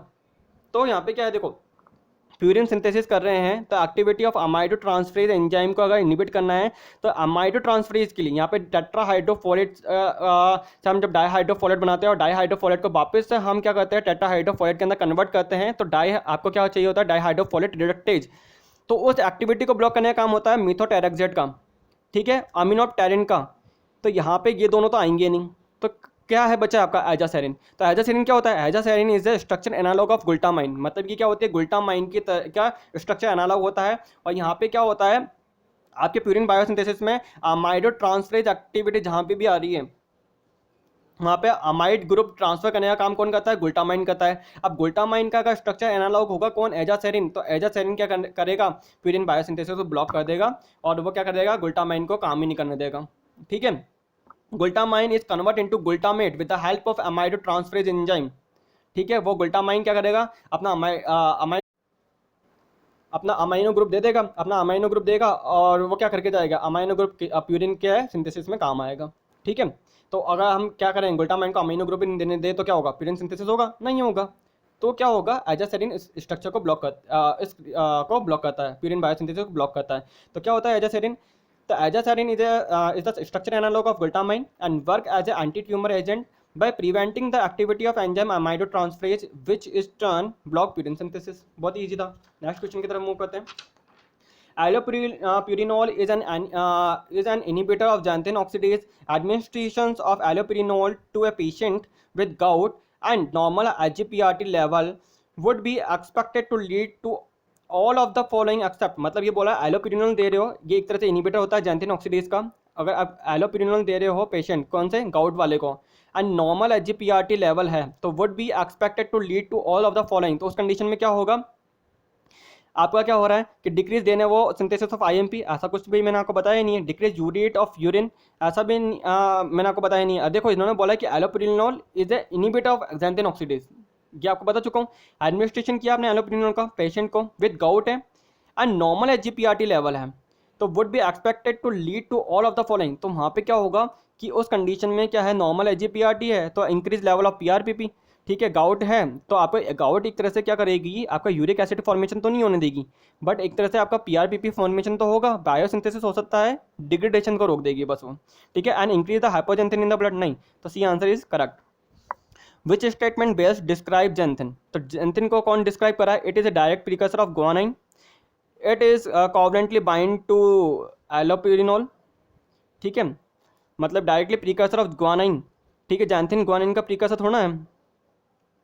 ठीक है, अब देखो then it is oxidize to form uric acid, definitely xanthine को अगर हम ऑक्सीडाइज करें with the help of xanthine oxidase enzyme that is convert into uric acid, xanthine को uric acid में कन्वर्ट कर सकता हूँ। अगर मैं क्या कर देता हूँ, लो मैं बना देता हूँ यहाँ पे, ये देखो ये एक तरह से क्या है, ये मेरी जैंथिन है, ये मेरी जैंथिन की स्ट्रक्चर है।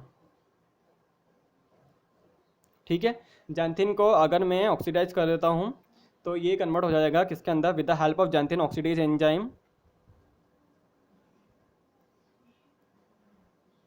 ये यहाँ पे लो, तो ये कन्वर्ट हो रहा है किसके अंदर, यूरिक एसिड के अंदर। ठीक है, जैंथिन, यहाँ पे एंजाइम क्या चाहिए, जैंथिन ऑक्सीडेज एंजाइम चाहिए होता है। ठीक है, तो ये पूछा है, यहाँ पे इन्होंने कुछ नहीं है कि which statement is based describe xanthine, xanthine is oxidize to form uric acid, सही बात है, सी आंसर सही है।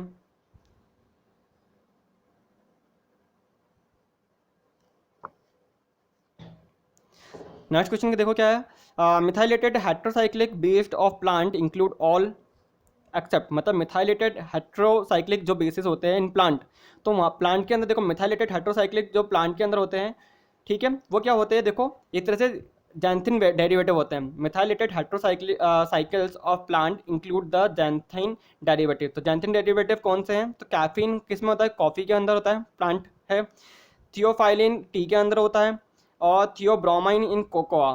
ठीक है, तो यहाँ पे ऐसा कौन सा है एक्सेप्ट, ऐसा कौन सा है जो होता नहीं है, तो हम बोलेंगे थायमीन, थायमीन फॉर्म नहीं करता, मतलब thymine methylated heterocyclic base in plant include all except, मतलब थायमीन आ जाएगा। D answer is correct. Next question की तरफ मूव करते हैं। देखो, which of the following is not an anti cancer drug. तो एंटी कैंसर ड्रग में क्या होता है, 3-डीऑक्सी यूरेडिन नहीं आती है, 5-फॉस्फोयूरेसिल आती है, 5-आइडोयूरेसिल आती है, 6-थायोग्वानिन आती है। थोड़ा इनका रोल पढ़ लेते हैं अपन क्या है। देखो, 5-फ्लोरोयूरेसिल इनिबिशन ऑफ थायमिडाइलेट सिंथीज। तो थायमिडाइलेट सिंथीज है, ये क्या करके जाता है, थायमिडाइलेट सिंथीज DUMP को DTMP में कन्वर्जन करने में काम आता है। मतलब DUMP है, DUMP है, DUMP को अगर मेरे को क्या करना है, DTMP में कन्वर्ट करना है, तो यहाँ पर चाहिए होता है थायमिडाइलेट सिंथेज। ठीक है, ये बोल रहे हैं। तो यहाँ पे क्या होता है, इनिबिशन ऑफ थायमिडाइलेट सिंथेज, तो यहाँ पे ये इस रिएक्शन को ब्लॉक कर देती है 5-फ्लोरोयूरेसिल। ठीक है, 5-फ्लोरोयूरेसिल कुछ नहीं है, यूरेसिल के ये यूरेसिल की स्ट्रक्चर है ना, यूरेसिल मैं आपको पहले ही बना चुका हूँ ये वाला। ठीक है, यहाँ पे फ्लोरो ग्रुप, ये बस ये है यूरेसिल के ऊपर 5 पोजीशन पे फ्लोरो ग्रुप ऐड कर दो, बस ये आपके ये ब्लॉक कर देगा आपका थायमिडाइलेट सिंथेज को। ठीक है, five phosphouracil is a chemotherapeutic agent that inhibit pyrimidine metabolism of DNA synthesis. तो ये क्या करके जाता है कि आपका इनहिबिट करता है पाइरिमिडिन मेटाबॉलिज्म को। ठीक है, नेक्स्ट देखो क्या है कि five iodouracil after photo irradiation following five fluorouracil release anti cancer activity was expected. Normal बता रखा है कि अगर फोटो इरिडिएशन होगा तो 5-फ्लोरो जो यूरेसिल है वो रिलीज करेगा एंटी कैंसर एक्टिविटी। ठीक है, तो यहाँ पे क्या है कि एक तरह से कि अगर फोटो इरिडिएशन हो रही है तो यहाँ पे क्या होता है, 5-फॉस्फोयूरेसिल रिलीज कर देता है, कौन, 5-आइडोयूरेसिल। तो इसकी वजह से क्या होता है, ये एक तरह से एंटी कैंसर एक्टिविटी में काम आता है। 6-थायोग्वानिन क्या है, thioguanine is use to treat acute myeloid leukemia, AML है ना, a type of cancer that begins in the white blood cell. कहाँ पे होगा, वाइट ब्लड सेल के अंदर होगा।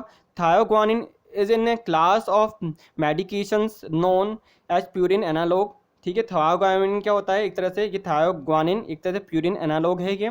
It works by showing the growth of cancer cell in your body. ठीक है, तो ये भी एक तरह से एंटी कैंसर की तरह काम कर रहा है। थोड़ा five fluorouracil in cell, five fluorouracil is converted to 5-FDUMP, fluoro DUMP which inhibit thymidylate synthesis. बस इतना सा, ज़्यादा कुछ नहीं है कि 5-फ्लोरोयूरेसिल होगा ना, वो क्या होता है, कन्वर्ट हो जाता है FDUMP में। ठीक है, और ब्लॉक कर देता है, इनिबिट कर देता है थायमिडाइलेट सिंथेसिस को। तो ये तो मैं आपको बता ही चुका हूँ, वहाँ पे नॉर्मल है। नेक्स्ट क्वेश्चन की तरफ मूव करते हैं, बस खत्म हो गए अपने। देखो नेक्स्ट क्या है, which of the following statement are correct regarding nucleotide metabolism. बहुत ही अच्छा क्वेश्चन है, देखो 4 नंबर में आ सकता है। देखो, in de novo pathway the framework for a pyrimidine base is synthesize piece by piece directly on to the ribose based structure. अब देखो क्या है, इसको समझाने के लिए अपन को, देखो मैं कहाँ समझाऊँ, मैं यहाँ समझा देता हूँ। देखो क्या है, ये मैंने बनाई एक राइबोज शुगर, ये मैंने एक राइबोज शुगर बना दी। ठीक है, और यहाँ पे मैंने लिख दिया CH2OPO। ठीक है, यहाँ पे लिख दिया OH, यहाँ पे भी लिख दिया OH। ठीक है, OH।